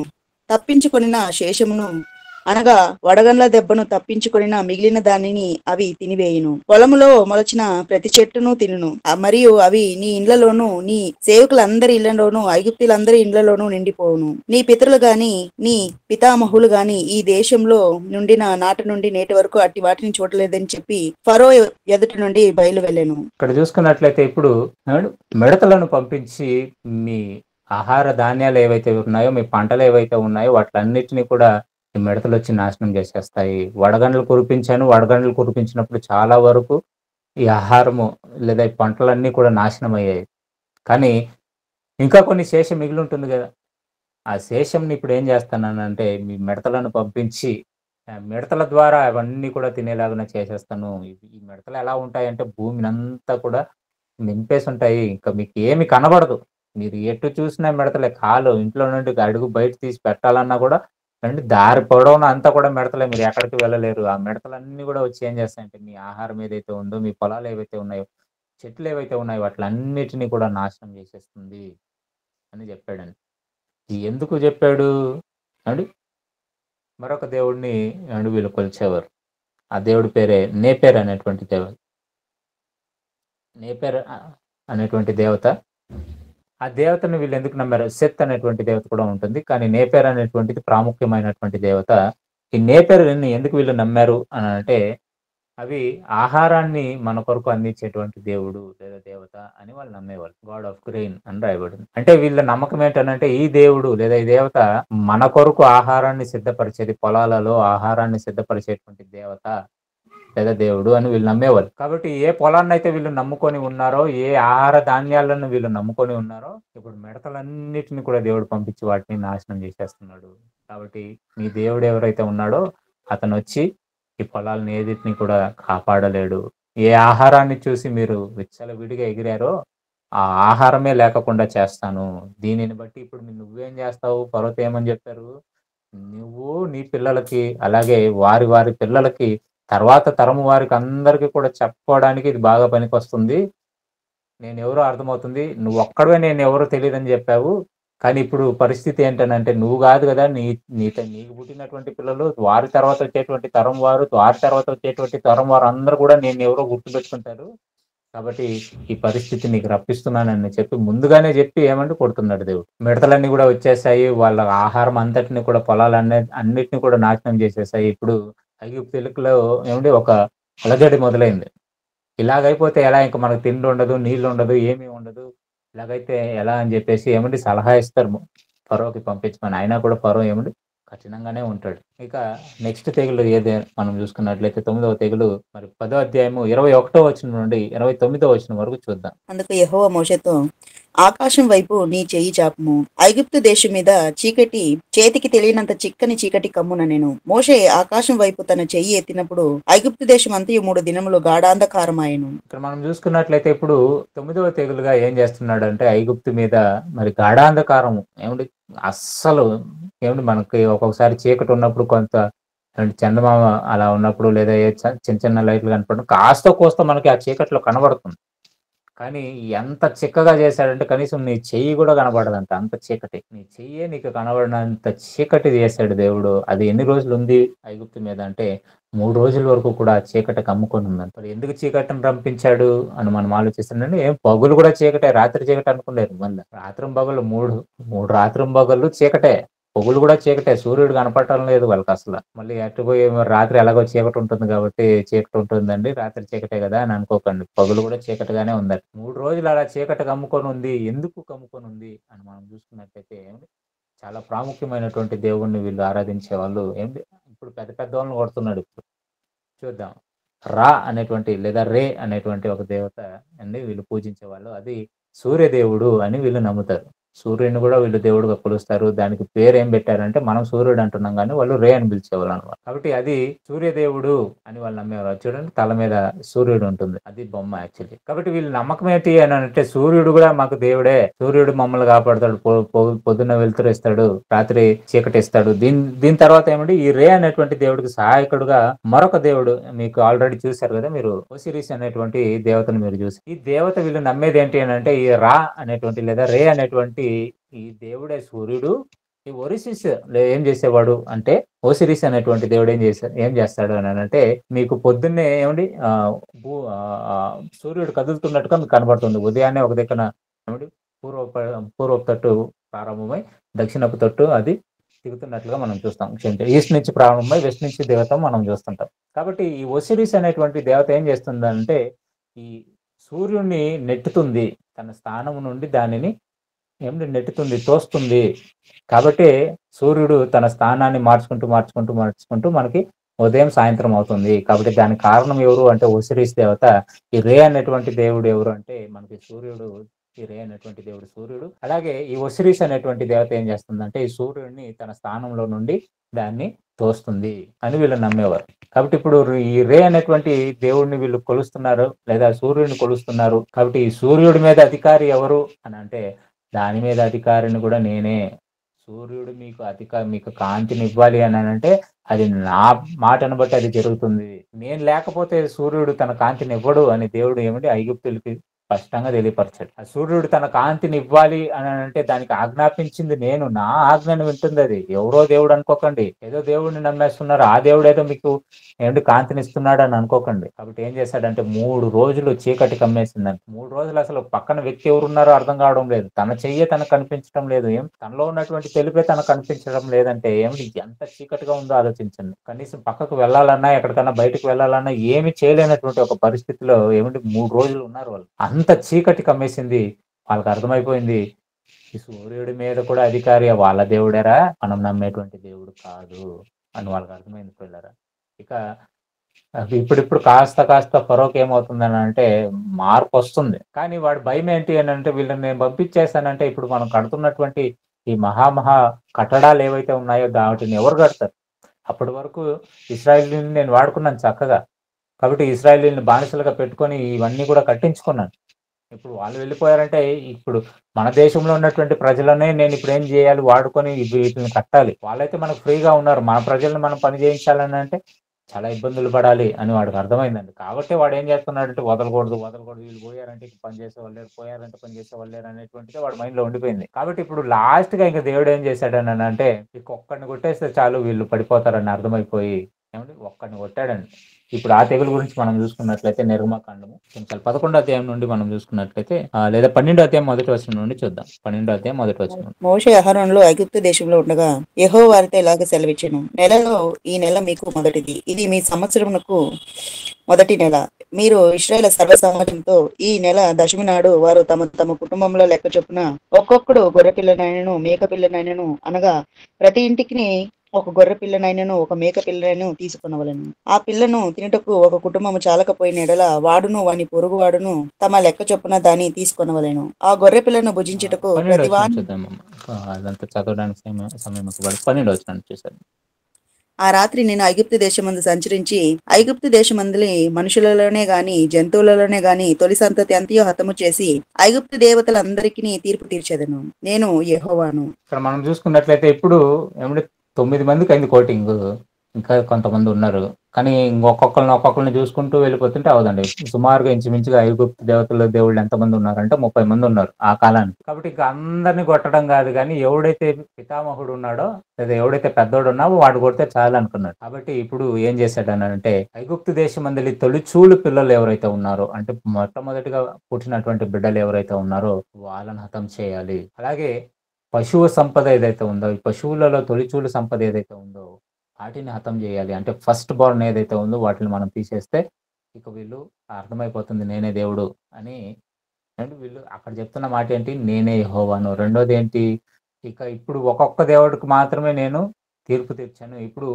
ఇప్పుడు చేసేటువంటి పనిని బట్టి ఐగుప్తు దేశంలో ఉన్నటువంటి దేవతలందరికీ కూడా ఒకేసారి తీర్పు అవుతుంది అని దేవుడు ఏం చేశాడంటే సంహారపు దూతను పంపించాడు. మీకు అందరికీ తెలుసు. పంపించిన తర్వాత అంటే వాళ్ళలో ఉన్నటువంటి తొలిచూలు పిల్లలందరూ కూడా చనిపోవడం, అలాగే ఫరో యొక్క తొలిచూలు కుమారుడు కూడా చనిపోవడం మనం చూస్తాం. ఎప్పుడైతే అది చూశారో వాళ్ళు ఇంకా పంపించడానికి నిర్ణయించుకున్నాడు. ఎందుకు చేశాడు ఈ పని అని మనం చూసుకున్నట్లయితే హోరస్ అనేటువంటి ఒక దేవుడు, అన్ని దేవుళ్ళకి దేవుడు ఈయనే పెద్ద ఆయన. ఐగుప్తు దేశంలో ఎంతమంది దేవుళ్ళు దేవతలను అయితే వాళ్ళు ఆరాధిస్తున్నారో వాళ్ళందరికీ కూడా పితామహుడు లేదా ఫస్ట్ పర్సన్ ఈయనే, మెయిన్ పర్సన్ ఈయనే. ఇప్పుడు మనకి అండి ఇదిగోండి ఈ హోరెస్ అనేటువంటి ఈ దేవుని యొక్క పని ఏంటి అని అంటే protector of the pharaoh's of Egypt అని రాయబడింది. అంటే ఫరో యొక్క ఫరోలను కాపాడేవాడే ఈ హోరస్ అనేటువంటి దేవుడు. అందరికంటే కూడా పైన ఉన్నవాడు, అందరికంటే గొప్పవాడు, అన్ని దేవుళ్ళ కంటే పైన ఉన్నవాడు. ఏమండి మీకు అందరికీ కూడా తెలుసు. ఒకవేళ మీకు కాస్త హైందవుల యొక్క ఆచారాలు మీకు కాస్త ఒకవేళ ఎవరికైనా తెలుసుంటే వాళ్ళు ఏ పని చేయడానికైనా ఏ దేవుడినైనా వాళ్ళు పూజించాలన్నా ఫస్ట్ ఒక దేవుణ్ణి పూజిస్తారు. ఆ దేవుడిని ఫస్ట్ పూజించిన తర్వాత మిగతా దేవుళ్ళను పూజించాలి. అది వాళ్ళ ఆచారం. ఫస్ట్ ఒక పర్సన్ని వాళ్ళు పూజించిన తర్వాత ఏదైనా చేయాలి. ఆ పూజ చేసినప్పుడు అతనికి పూజ చేసి మిగతావి వీళ్ళు చేస్తారన్నమాట. మిగతా దేవుళ్ళని వాళ్ళు పూజిస్తారు. అలాగే ఈ హోరస్ అనేటువంటి వాడు కూడా అలాంటి వాడే. కాబట్టి వీళ్ళందరికీ కూడా నమ్మకం ఏంటంటే మెయిన్ ప్రధానమైనటువంటి దేవుడు ఎవరు మనకంటే హోరస్. ఈ హోరస్ కిందనే అన్ని దేవుళ్ళు ఉన్నారు, అందరి దేవతలు ఉన్నారు అనేటువంటిది వీళ్ళ నమ్మకం.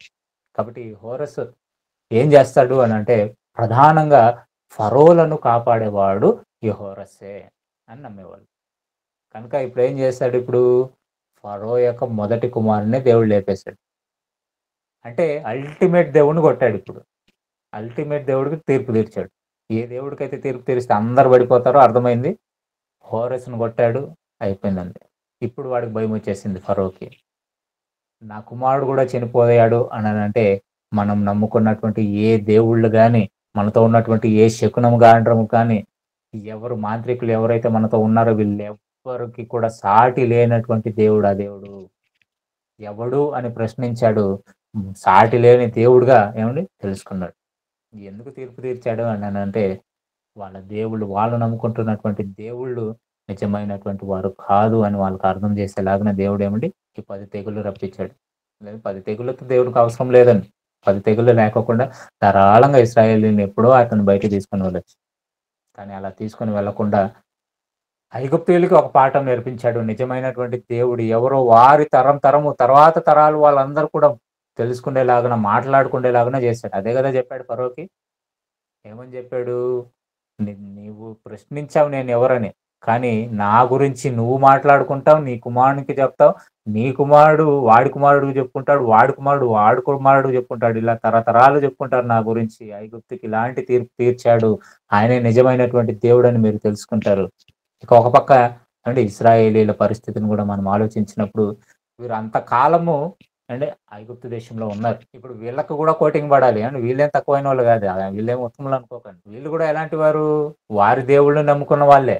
ఏంటనంటే యోసేపు గారు చెప్పినటువంటి ఒక మాట వాళ్ళు గుర్తుపెట్టుకొని, అబ్రహాముకు వాగ్దానం చేశాడు కదా, మనల్ని ఏదో కనానికి తీసుకొని పోతాడంటే ఏదో ఒక దేవుడు ఉన్నాడు. ఏమంటే అప్పటికి మోషే అడుగుతున్నాడు దేవుని దగ్గరకు వెళ్ళినప్పుడు, అయ్యా నువ్వు ఎవరన్నా అడిగితే నేను ఏం చెప్పాలి ఇశ్రాయేలీయులకి అని ప్రశ్నిస్తున్నాడు. అంటే వాళ్ళకి తెలుసా తెలీదా దేవుడు ఎవరని? తెలియదండి. కనుకనే ఇప్పుడు నేను వాళ్ళ దగ్గర ఏమని చెప్పాలి, ఏ దేవుడు అని చెప్పాలి అని అన్నప్పుడు నేను ఉన్నవాడను నేను ఒక్కడనే దేవుడుగా ఉండేది. కాబట్టి అది తెలుసుకోవాలి అని అంటే వాళ్ళని నేను మొత్తుతాను. దానిని బట్టి ఇశ్రాయేలీలకు కూడా నేను ఎవరో అర్థమవుతుంది. కానీ వీళ్ళు దరిద్రులు ఎలా ఉన్నారంటే ఏమండి, బయటకు వచ్చిన తర్వాత అన్ని గొప్ప కార్యాలు చేసి ఏమండి అన్ని తెగులు రంపించి ఆ విధంగా వాళ్ళ దేవతలందరికీ కూడా తీర్పు తీర్చి బయటికి తీసుకొని వస్తే, బయటకు వచ్చిన తర్వాత కూడా వీళ్ళు మరలా అదే దేవుళ్ళని పూజించడం, అదే దేవుళ్ళు కావాలని కోరుకోవడం. ఆ మోషే ఒక 40 రోజులు కనబడకపోయేసరికి వీళ్ళ పరిస్థితి ఎలా మారిపోయిందని అంటే, ఇక మోషే అనేటువంటి ఇలా వాడు లేడు, మోషేని పంపించినటువంటి దేవుడు కూడా లేడు, మాకొక మూర్తిని చేసేయండి, ఒక బయలుదేవత యొక్క విగ్రహాన్ని మాకు చేసి ఇచ్చేసేయండి, అదే మమ్మల్ని నడిపించినటువంటి దేవుడిని మేము పూజించుకుంటామని చెప్పి వాళ్ళు కొంతకాలమే, ఎక్కువ రోజులు కూడా ఏం లేదండి. వాళ్ళు ప్రయాణం చేసింది చాలా తక్కువ కాలం అండి. మరి కొంతమంది రీసెర్చ్ చేసే వాళ్ళు ఏం చెప్పారని అంటే, కానాను నుండి ఐగుప్తు నుండి కానాను వెళ్ళడానికి మహా అంటే 40 రోజులలో వెళ్ళొచ్చండి. 40 రోజులలో వెళ్ళొచ్చు. ఇంకా కాస్త బాగా గట్టిగా ఉన్నోళ్ళు, పుష్టిగా ఉన్నోళ్ళు నడిస్తే ఇంకా కొద్దిగా తొందరగానే ఒక 25-30 రోజుల లోపలనే వెళ్ళిపోవచ్చు అనేటువంటిది చాలా మంది చెప్పేటువంటి విషయం. మరి అంత తక్కువ కాలంలోనే వీళ్ళు మారిపోయారు. బయటికి రాగానే మారిపోయారు. బయటకొచ్చారు. దేవుని యొక్క ఆ కార్యాలన్నీ కూడా అక్కడ ఐగుప్తులో చూసినా వీళ్ళ మనసులు మారలేదండి. పోనీ కనానుకొచ్చిన తర్వాత వీళ్ళేమన్నా మారారా అంటే అప్పుడు కూడా మారలేదండి. చాలా మంది మనం అనుకుంటున్నాం ఇప్పుడు విగ్రహారాధన వాళ్ళు చేశారు, విగ్రహాలకు తీర్పు తీర్చాడని. కాబట్టి మనం గుర్తుంచుకోవాల్సినటువంటి విషయం ఏంటంటే, అప్పటి వరకు కూడా విగ్రహాలు మన కంటికి కనిపించే విగ్రహాలుగా ఉన్నాయి. కానీ కంటికి కనిపించని విగ్రహాలు మన హృదయాలలో ఉన్నాయి. ఆ హృదయాలకి కూడా ఆ కఠినకరమైనటువంటి హృదయాలకి ఆ విగ్రహాలతో నిండిపోయినటువంటి హృదయాలకి తీర్పు తీర్చేవాడు దేవుడే అని మర్చిపోకండి. ఎఫెసీయులకు రాసినటువంటి పత్రిక 5వ అధ్యాయం 1వ వచనం నుండి మనం చూసుకున్నట్లయితే, ఎఫెసీయులకు రాసినటువంటి పత్రిక 5వ అధ్యాయం 1వ వచనం. ఎఫెసీయులకు రాసినటువంటి పత్రిక 5వ అధ్యాయం 1వ వచనం. మీరు ప్రియులైన పిల్లల వలె దేవుని పోలి నడుచుకొనుడి. క్రీస్తు మిమ్మల్ని ప్రేమించి పరిమళ వాసనగా ఉండుటకు మన కొరకు తను తాను దేవునికి అర్పణముగాను బలిగాను అప్పగించుకొనెను. అలాగనే మీరును ప్రేమ కలిగి నడుచుకొనుడి. మీలో జారత్వమే గాని, ఏ విధమైన అపవిత్రతయే గాని, లోభత్వమే గాని వీటి పేరైనను ఎత్తకూడదు. ఇదే పరిశుద్ధులకు తగినది. కృతజ్ఞత వచనమే మీరు ఉచ్చరింపవలను గాని, మీరు బూతులైనను, పోకిరి మాటలైనను, సరసోక్తులైనను ఉచ్చరింపకూడదు. ఇవి మీకు తగవు. వ్యభిచారి అయినను, అపవిత్రుడైనను, విగ్రహార్థకుడై ఉన్న లోబి అయినను క్రీస్తు యొక్కయు దేవుని యొక్కయు రాజ్యమునకు హక్కుదారుడు కాడను సంగతి మీకు నిశ్చయంగా తెలియను. వ్యర్థమైన ఇక్కడ మనం చూసుకున్నట్లయితే మనలో ఉన్నటువంటి కొన్ని విగ్రహాలను గురించి పౌలు గారు ఎఫెసీ సంఘానికి రాస్తున్నారు. అదేంటంట, మీరు ప్రియులైన పిల్లల వలె దేవుని పోలి నడుచుకున్నాడు. క్రీస్తు మిమ్మల్ని ప్రేమించి పరిమళ వాసనగా ఉండుటకు మన కొరకు తను తాను దేవునికి అర్పణముగాను బలిగాను అర్పించుకొనెను. అలాగునే మీరు కూడా ప్రేమ కలిగి ఉండు అని చెప్తూ ఏమని చెప్తున్నాడు, మీలో జారత్వం అనేటువంటిది ఉండకూడదు, ఏ విధమైనటువంటి అపవిత్రత ఉండకూడదు, లోభత్వము గాని వీటి పేరైనా మీరు ఎత్తకూడదు. ఫస్ట్ ఏమంటున్నాడు, శరీర సంబంధమైనటువంటి జారత్వం గురించి, లోభత్వం గురించి చెప్తున్నాడు. తర్వాత ఏం చెప్తున్నాడు, కృతజ్ఞతావచనమే మీరు పలకాలి గాని భూతులైనను పోకిరి చేష్టలైనను సరసోక్తులైనను మీరు ఉచ్చరింపకూడదు అని చెప్తూ, వ్యభిచారి అయినను, అపవిత్రుడైనను, విగ్రహారాధికుడై ఉన్న లోబి అయినను క్రీస్తు యొక్క దేవుని యొక్క రాజ్యమునకు హక్కుదారుడు కానేరడు. మనలో ఉన్నటువంటి విగ్రహాలవి, వాటికి కూడా తీర్పు జరుగుతుంది. బయట ఉన్నటువంటి విగ్రహాలకు దేవుడు తీర్పు తీర్చాడు. ఎలా తీర్చాడో తెలుసు. నువ్వు సూర్యుడిని దేవుడిగా నమ్ముతావా, సూర్యుడిని కూడా అతన్ని అతని పవర్లో ఉందని అతను నిరూపించుకున్నాడు. నీళ్ళని దేవుడిగా నమ్ముతున్నావా? ఆ నీళ్ళ మీద అధికారి అతనే నిరూపించుకున్నాడు. భూమి మీద భూమిని దేవుడు అనుకుంటున్నావా? భూమి తనదే అని నిరూపించుకున్నాడు. గాలి తనదే అని నిరూపించుకున్నాడు. ఆకాశం తనదే అని నిరూపించుకున్నాడు. వర్షము తనదే అని నిరూపించుకున్నాడు.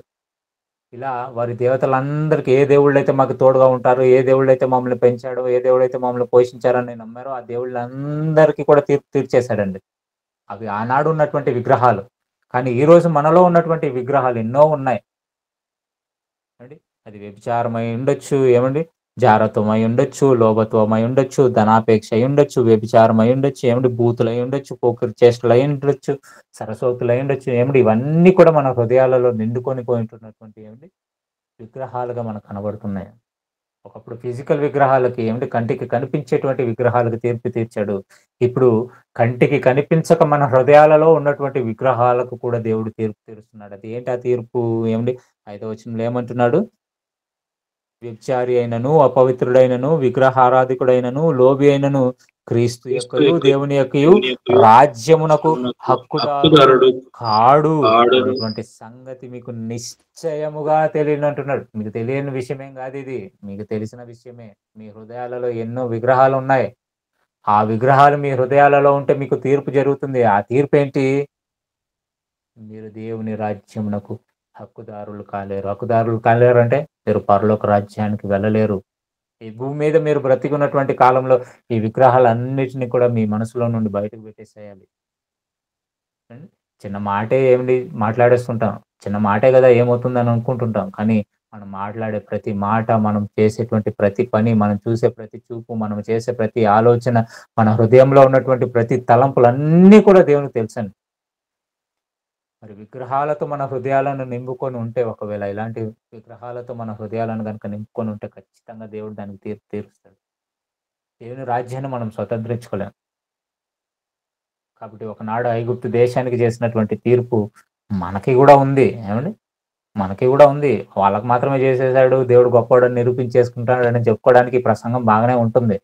కానీ మన హృదయాలలో ఉన్నటువంటి ఏమండి ఆ వ్యర్థమైనటువంటి విగ్రహాల సంగతి ఏంటి?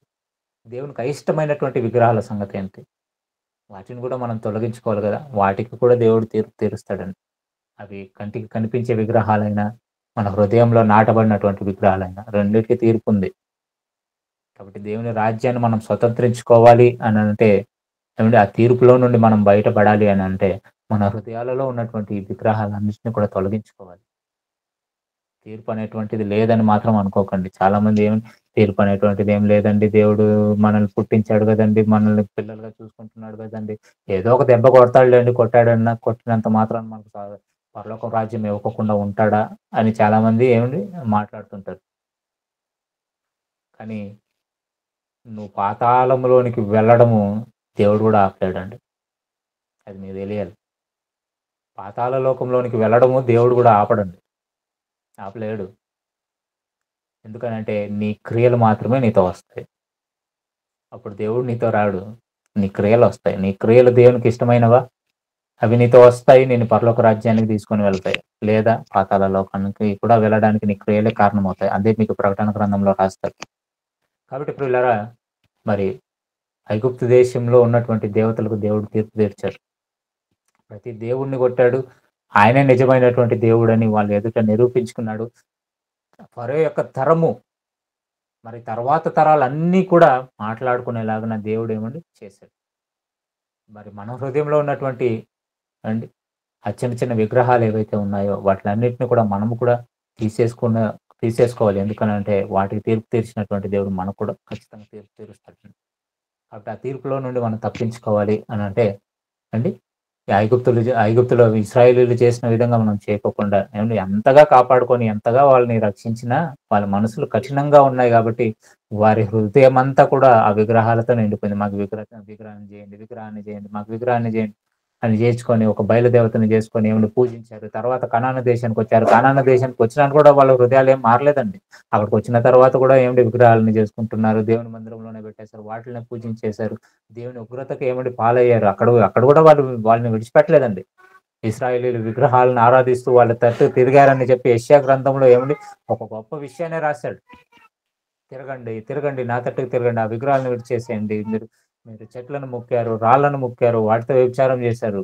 కాబట్టి మీరు మారాలి అని దేవుడు యెషయా గ్రంథం అంతట్లో కూడా రాయించాడండి. వాళ్ళు అయినా కూడా మారలేదు.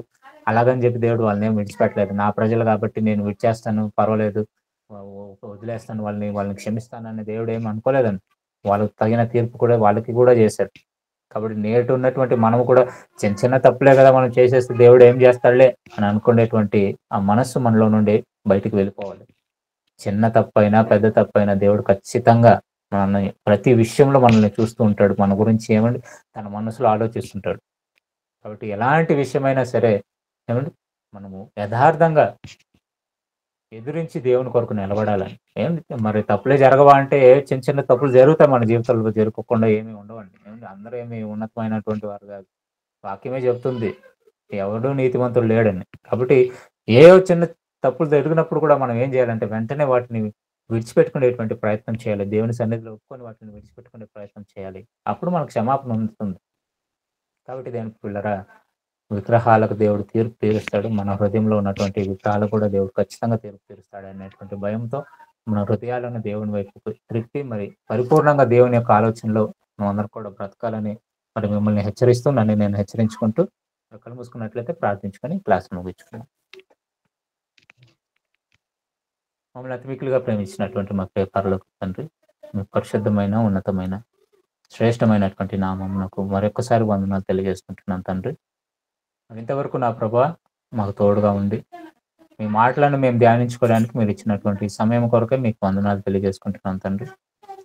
నా ప్రభా ఒకనాడు ఐగుప్తు దేశంలో ఉన్నటువంటి ఫరో యొక్క హృదయం ఎంత కఠినంగా ఉన్నదో ఆ హృదయాన్ని కఠినపరిచిన వారు మీరే. కారణం ఏంటనంటే వారు నమ్ముతున్నటువంటి నా ప్రభా అనేకమైనటువంటి దేవుళ్ళకి తీర్పు తీర్చాలనేటువంటి ఉద్దేశంతో మీరు తీర్పు తీర్చినట్లుగా నా తండ్రి మాకు కనబడుతుంది. వారి యొక్క కఠినమైనటువంటి హృదయాన్ని బట్టి నా ప్రభా తండ్రి అనేకమైనటువంటి తెగుళ్లతో వారి దేవతలకు తీర్పు తీర్చిన తండ్రి మీరు ఉన్నారని, మీరే నిజమైనటువంటి దేవుడని నా ప్రభా ఆ తరంలో ఉన్నవారు తర్వాత తరంలో వారందరూ కూడా నా తండ్రి మీ గురించి తెలుసుకునేలాగానే మీరు చేశారు. మరి ఈరోజు నా తండ్రి మేము కూడా మీ గురించి ఎరిగిన వారమై ఉన్నాము, కానీ మా హృదయాలలో అనేకమైనటువంటి విగ్రహాలను పెట్టుకుని ఇంకనూ మీకు దూరస్తులుగానే మేము ఉంటున్నాం.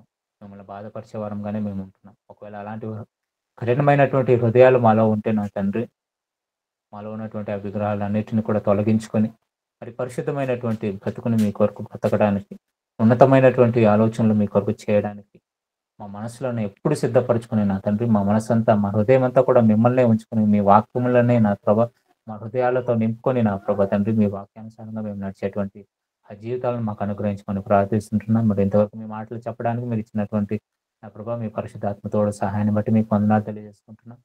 మరి విన్న మీ బిడ్డలు నా తండ్రి మరి మీ మాటలో ఉన్నటువంటి సత్యాలను గ్రహించి ఒకవేళ అయిష్టమైనటువంటిది మీ కొరకు మీలో ఉన్నటువంటి నా ప్రభా తండ్రి ప్రతి జ్ఞానాన్ని ఆలోచించి వారిలో ఉన్నటువంటి మీకు అయిష్టమైనటువంటి ప్రతి కార్యాలను నా ప్రభా తండ్రి విడిచిపెట్టడానికి మీ బిడ్డలకు సాయం చేసి నడిపించండి, జ్ఞానాన్ని అనుగ్రహించి నడిపించమని కోరుకుంటూ మరి ఇంతవరకు కూడా ఈ మాటలను అందించడానికి అవకాశం కల్పించినటువంటి అయ్యగారికి అలాగే శామన్న గారికి కూడా నా ప్రభా తండ్రి మీరు తోడుగా ఉండి నడిపించమని కోరుకుంటున్నాం. మీ కొరకు నా తండ్రి మీ కార్యాభివృద్ధి కొరకు ఎన్నో ఆలోచనలు చేస్తున్నా ప్రభా, అనేక మందితో మీ బిడ్డలకు మీ వాక్యాలను అందింపజేస్తూ నా తండ్రి ఎంతగానో ప్రయాసపడుతూ మీ పనిని జరిగిస్తుండగా తోడుగా ఉండి సహాయం చేసి నడిపించండి. ఇంకా ముందు కూడా నా ప్రభా మీ బిడ్డలను బలపరిచి నడిపించమని కోరుకుంటున్నా. అయ్యగారు కూడా మీరు జ్ఞాపకం చేసుకుని నా ప్రభా తను ఉన్నటువంటి వృద్ధాప్యంలో సంపూర్ణమైనటువంటి ఆరోగ్యాన్ని మీ బిడ్డకు అనుగ్రహించి నా ప్రభా ఇంకా మీ కొరకు నా తండ్రి గొప్ప గొప్ప ఆలోచనలను చేయడానికి మీ పని కొరకు నా తండ్రి విస్తరణ కొరకు నా ప్రభా ఎన్నో పనులను చేయడానికి సాయం చేసి నడిపించమని కోరుకుంటూ తలలోంచి ప్రార్థిస్తున్న ప్రతి బిడ్డను పేరు పేరున జ్ఞాపకం చేసుకోండి. మరి వారికి ఉన్నటువంటి ప్రతి అవసరతలను నా ప్రభా మీ చిత్తానుసారంగా సాయం చేసి నడిపించమని కోరుకుంటున్నాం. మరి ఎక్కువగా మీ జ్ఞానంలో నా తండ్రి మీ పిల్లలందరూ ఎదగడానికి సాయం చేసి నడిపించండి. కేవలం నా ప్రభా తండ్రి వినువారమై ఉండక నా ప్రభా వింటున్న ప్రతి మాటలో ఉన్నటువంటి సత్యాలను గ్రహిస్తూ మా జీవితాలను మేము మీకు అనుకూలంగా మలుచుకుంటూ సాయం చేసి నడిపించమని కోరుకుంటూ మరి ఎవరైనా అనారోగ్యంతో బాధపడుతుంటే అనారోగ్యంలో బాధపడుతున్నటువంటి బిడ్డలను మీ చిత్తానుసారంగా జ్ఞాపకం చేసుకొని నా ప్రభా మీ చిత్తమైతే నా తండ్రి మరి మీ బిడ్డలకు ఆరోగ్యాన్ని దయచేసి మీ పని కొరకు ముందు కొనసాగుటకు నా ప్రభా మీ బిడ్డలను బలపరిచి నడిపించమని కోరుకుంటున్నాం. ఇంకా అనేక మంది బిడ్డలు నా తండ్రి ఎన్నో విధాలైనటువంటి ప్రార్థన అవసరతలను కోరి ఉంటారు నా ప్రభా, వారందరిని బట్టి ప్రార్థిస్తుంటున్నాను.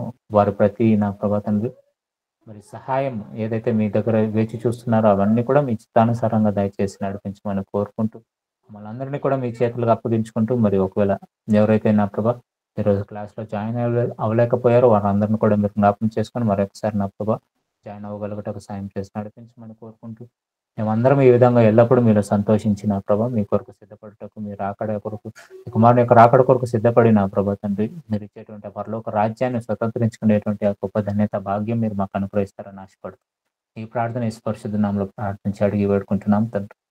ఆమేన్.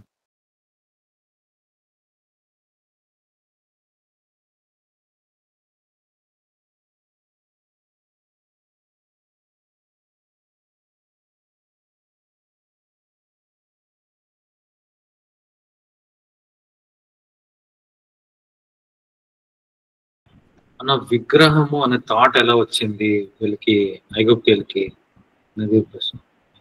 అంటే దేవుడు సంతానం ఇచ్చి మనుషుల్ని గొప్పవారుగా చేస్తున్న దాన్ని మరి వారికి తెలిసి కూడా ఒక స్టాచ్యూని చేసుకొని, ఒక ఎద్దు కావచ్చు, లేకుంటే ఒక మరి వాళ్ళు పూజిస్తున్న చెట్టు కావచ్చు, అంత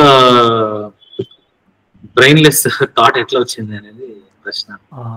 అది ఎలా విగ్రహాలు ఎలా ప్రారంభమయ్యాయి అంటే అన్న,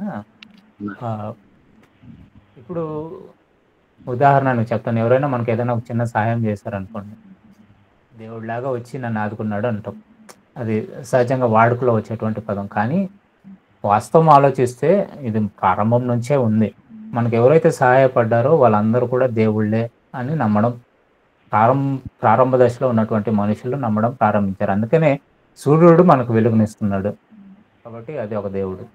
చంద్రుడు రాత్రి సమయంలో మనకు వెలుగుని కాంతినిస్తున్నాడు కాబట్టి అతడు కూడా దేవుడే. మరి భూమి మనకు ఆహారం ఇస్తుంది. ఏంటి ఒక విత్తనం వేయడం ఏంటి, అది విచిత్రంగా పండడం ఏంటి అంటే భూమి కూడా ఒక దేవుడే మనకు ఆహారాన్ని ఇస్తున్నాడు. గాలి మనం పీల్చుకొని బ్రతకడానికి గాలి మనకు ఎంతో సహాయం పడుతుంది కాబట్టి అది కూడా ఒక దేవుడే. ఆకాశం మనకు వర్షాన్ని కురిపిస్తుంది, ఆ వర్షం కూడా మనకు దేవుడే. అంటే ఇలా మనుషులు నమ్మడం ప్రారంభించారు. అలా వాటిని దేవుళ్ళుగా నమ్ముతూ ఏం చేశారు అని అంటే వాటికి ఒక విగ్రహ రూపం ఇవ్వడానికి ప్రారంభించారు.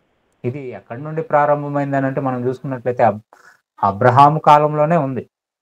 అబ్రహాము కూడా విగ్రహాలను చేసి అమ్మేటువంటి కుటుంబం నుండి వచ్చిన వాడే కదా. అంటే అంతకు ముందు నుంచే ఉంది.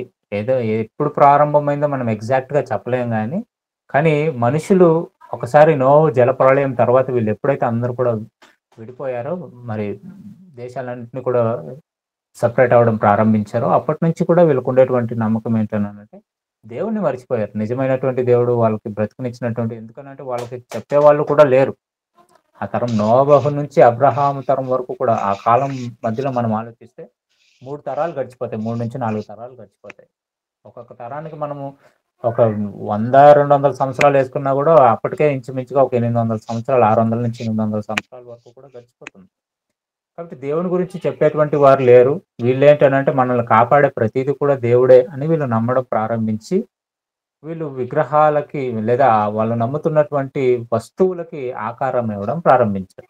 చెట్లను కానీ, అలాగే సూర్యుడు, చంద్రుడు, నక్షత్రాలు ఇవన్నీ కూడా మనకి ఏదో ఒక విధంగా సహాయపడుతున్నాయి కాబట్టి దేవుడే మనకి ఈ ఆకారాలలో వచ్చి సహాయపడుతున్నారని వాళ్ళకి ఒక్కొక్క పేర్లు, ఒక్కొక్క ఆకారాలు ఇవ్వడం ప్రారంభించారు. ఆ తర్వాత ఏమైంది, ఒక్కొక్క జాతి ఒక్కొక్క విధంగా దానిని మలుచుకోవడం ప్రారంభించింది. ఐగుప్తులు ఒకటి ఫాలో చేస్తున్నారు అనుకోండి, పక్కలో ఉన్నటువంటి ఇతర దేశస్తులు ఎవరైతే ఉన్నారో వారు వేరే విధంగా. ఇప్పుడు మనకి కనాన దేశంలో ఉన్నటువంటి దేవతలు, కెమోష్ అనేటువంటి దేవతలు, వీళ్ళందరూ ఉన్నారు. వీళ్ళు కూడా వాళ్ళకి ప్రతిరూపాలే. ఐగుప్తీయులు సూర్యుడు, చంద్రుడు, ఇవన్నీ భూమి, ఇవన్నీ కూడా దేవుడని ఎలాగో ఒక ఆకారం ఇచ్చుకొని వాటి పేర్లు ఇచ్చుకున్నారు. తర్వాత అక్కడ ఉన్నటువంటి వారందరూ కూడా, అందుకనే దేవుడు స్పష్టంగా చెప్పాడు, నీ చుట్టూ ఉన్నటువంటి ప్రపంచం అంతా ఏదైతే ఉందో, దేశాలు ఏవైతే ఉన్నాయో వారందరూ కూడా ఎవరు నిజమైనటువంటి దేవుడు తెలుసుకోవాలి అంటే నీ ద్వారానే జరుగుతుంది. నిన్ను ఇక్కడ నేను కొడితే నువ్వు తెలుసుకుంటావని. ఎందుకనంటే ఒక్కొక్కరికి ఒక్కొక్క పేర్లు పెట్టేసుకున్నారు, ఒక్కొక్క ఆకారం ఇచ్చేసుకున్నారు. సూర్యుడికి మన దేశంలో ఒక ఆకారం ఉంటుంది, ఒక పేరు ఉంటుంది. ఇంకొక దేశానికి వెళ్ళేసరికి అదొక ఆకారం ఉంటుంది, వాళ్ళకి ఒక పేరు ఉంటుంది. ఇలా పేర్లు పెట్టుకుంటూ వాళ్ళు విగ్రహాలని ప్రారంభించుకున్నారు. కానీ తర్వాత దేవుడు ఎంతగానో ఎన్నో విధాలుగా చెప్పడానికి ప్రయత్నించినా వీళ్ళు మార్చుకోలేదు. కానీ విగ్రహాలకి రూట్ కాజ్ అంటే అదే. తర్వాత ఆ మరి దేవుడు ఫరో హృదయంలో కఠినపరచను అనే మాట మనకి సారికి కనిపిస్తుంది. అవును. సో అది దేవుడే కఠినపరుస్తున్నాడు అనే దానికి అంటే ఏంటి? ఇప్పుడు ఆయన మాట వినకపోవడానికి గల కారణం దేవుడేనా? దేవుడే యెహోవా తన హృదయాన్ని కఠినపరచెను, మరలా కఠినపరచను అని చాలా సార్లు అలాంటి ఉంటుంది. అవును. అది దేవుడే చేశాడన్న. కారణం ఏంటంటే నేను చెప్పాను కదా! ఇప్పుడు వీళ్ళు కఠినంగా లేడనుకోండి, సింపుల్‌గా తీసుకొని వెళ్ళిపోతాడు. ఇప్పుడు పోయి ఒకవేళ మోషే వెళ్ళిపోయి పంపించమని వెంటనే పంపించేసాడనుకోండి. ఆ దేవుడు గొప్పతనం ఏంటో ఈ ఐగుప్తు దేశంలో ఉండే వారికి తెలియదు. ఇట్లా ఇశ్రాయేలీయులకు కూడా అర్థం కాదు. కాబట్టి వాళ్ళకి అర్థం అవ్వాలి అనంటే ఇతడు కఠినంగానే ఉండాలి. కాబట్టి దేవుడే కఠినపరిచాడు. లేదంటే వాడు 2, 3 తెగుళ్ళు తగలంగానే వాడికి ఒకసారి మనసొచ్చేసింది పంపించాలని. మీరు చదువుకుంటూ వస్తే ఆ అధ్యాయాలన్నీ కూడా 2, 3 తెగుళ్ళు గట్టిగా తగలగానే పంపించేయాలనుకోని మోషేని పిలుస్తాడు. మోషే ప్రార్థన చెయ్యి, ఈ తెగుల్ని వాపస్ తీసుకోమని చెప్పు నేను పంపిస్తానంటాడు. అంటే వాడి మనసు మారిందనే లేదనే? వాడి మనసు అక్కడ మారింది. మారింది. కానీ దేవుడు వెంటనే ఏం చేస్తున్నాడు? ఒరేయ్! ఇప్పుడే నువ్వు మారిపోతే అయిపోదురా నాయనా అని చెప్పి ఇంకా కఠినపరుస్తున్నాడనమాట. నువ్వు వెళ్ళిపోయావు, ఇప్పుడు పంపించేసావంటే ఇంకా జరగాల్సినటువంటి డ్యామేజ్ ఇంకా చాలా ఉంది. ఆ డ్యామేజ్ అంతా జరగాలంటే నువ్వు ఇంకా వెయిట్ చేయాలని చెప్పి దేవుడే ఆపేస్తున్నాడు. అప్పుడు ఫరోది తప్పు కాదు కదన్నా. ఇప్పుడు ఆ తప్పు ఇప్పుడు ఫరోది తప్పుందని, తప్పులేదని మనం చెప్పలేం. ఎందుకంటే స్టార్టింగ్‌లోనే ఏమన్నాడు? యెహోవా ఎవడు అని అన్నాడు. తర్వాత తెలుసుకున్నాడు. తెలుసుకున్న తర్వాత అయినా కూడా అతని దేశంలో ఇతడే నిజమైనటువంటి దేవుడని ఏమన్నా చెప్పాడా? లేదు. ఒకవేళ అతడు తెలుసుకొని లేదు, వాళ్ళ దేవుడే నిజమైన దేవుడని చెప్పి ఒకవేళ తెలుసుకొని, ఆ దేశమంతా ప్రచారం చేసుకొని మర్యాదతో పంపించుంటే బాగుండేది. తర్వాత ఏం చేశాడు? వీళ్ళు బయటికి వెళ్ళిపోయేసరికి మరలా తన సైన్యాన్ని అంతటిని కూడా పంపించేస్తున్నాడు. పోయి మరలా వాళ్ళని లాక్కొని రా. అంటే వాడి హృదయంలో కూడా తప్పుడు ఆలోచన ఉంది. అట్ ద సేమ్ టైమ్ దానికేంటంటే దేవుడు కూడా కాస్త ఏం చేస్తున్నాడంటే ఎక్కువగా దాని మీద ఇంకా పోస్తున్నాడనమాట. వాడు తప్పు లేదని మనం అనలేము. ఎందుకనంటే వాడు ఫస్ట్ ఆఫ్ ఆల్ వాడి హృదయాన్ని వాడు కఠినపరుచుకోకూడదు. ఒకవేళ వాళ్ళు పంపించమన్నప్పుడు దేవుడు ఎవరో తెలుసుకొని ఉండాల్సినది. ఎవరు మీ దేవుడు అనేటువంటిది అతడు తెలుసుకోవాల్సినది. ఏం జరిగిందో మోషేని అడగాల్సినది. అదేమీ ఎంక్వైరీ చేయలేదు. ఇన్ని తెగుళ్ళు వచ్చిన తర్వాత పోనీ మారి ఒకవేళ ఐగుప్తు దేశం అంతా కూడా మరి ఇశ్రాయేలు దేవుడే నిజమైన దేవుడు అని అక్కడ చెప్పి వాళ్ళని పంపించున్నా బాగుండేది. అలా కూడా చేయలేదు. తర్వాత వాళ్ళ సైన్యాలను పంపించాడు. ఆ సైన్యం అంతా కూడా మునిగిపోయినట్లుగా మనం చూస్తాం. అంటే వాడు ఇంకా మారలేదు. కాకపోతే చెప్పుకున్నాడు ఆ దేవుడు ఇలా చేశాడని చెప్పుకున్నాడు అంతే. కానీ మార్చుకోలేదు, తన బ్రతుకుని మార్చుకోలేదు. కాబట్టి ఐగుప్తులో తర్వాత మీరు చూసుకున్నట్టే ఈజిప్ట్ చరిత్ర అంతా కూడా ఉంది. తర్వాత ఫరోల తర్వాత ఏం జరిగిందో కొన్ని కొన్ని రాజుల గ్రంథాలలో అక్కడక్కడ ఐగుప్తు దేశం గురించి మనకు రాస్తాడు. కానీ వాళ్ళు అందరూ కూడా ఇశ్రాయేలీయుల మీద యుద్ధానికి వచ్చినటువంటి వారుగానే మనకు కనబడతారు. అంటే వాళ్ళు మారలేదు. కానీ దేవుడు ఎవరో తెలుసు వాళ్ళకి. ఇశ్రాయేలీయుల దేవుడు ఎలాంటి వాడో తెలుసు గాని తెలుసుకున్నారు అంతే. ఇప్పుడు చాలామంది యేసుక్రీస్తు అండి చాలా మంచి దేవుడండి, మరి ప్రజల కొరకు ప్రాణం పెట్టినవాడండి అని నమ్ముతారు. కానీ మార్చుకొని రారు. ఇది కూడా సేమ్ కేసే. అంటే చివరికి వాళ్ళు దేవుడు అంటే దేవుడిని సొంత రక్షణగానే ఈయన నిజమైన దేవుడు వాళ్ళ విగ్రహాలు వదిలిపెట్టి దేవుని దగ్గరికి వచ్చిన వాళ్ళు మాత్రం కాదు. వదిలిపెట్టి రాలేదు. కానీ అది ప్రపంచం అంతా కూడా తెలిసి, అది ప్రపంచం అంతా కూడా తెలుసు దేవుడు ఎవరో తెలుసుకోవడం దానికి సహాయపడింది అంతే. ఈ రోజు కూడా అంతే.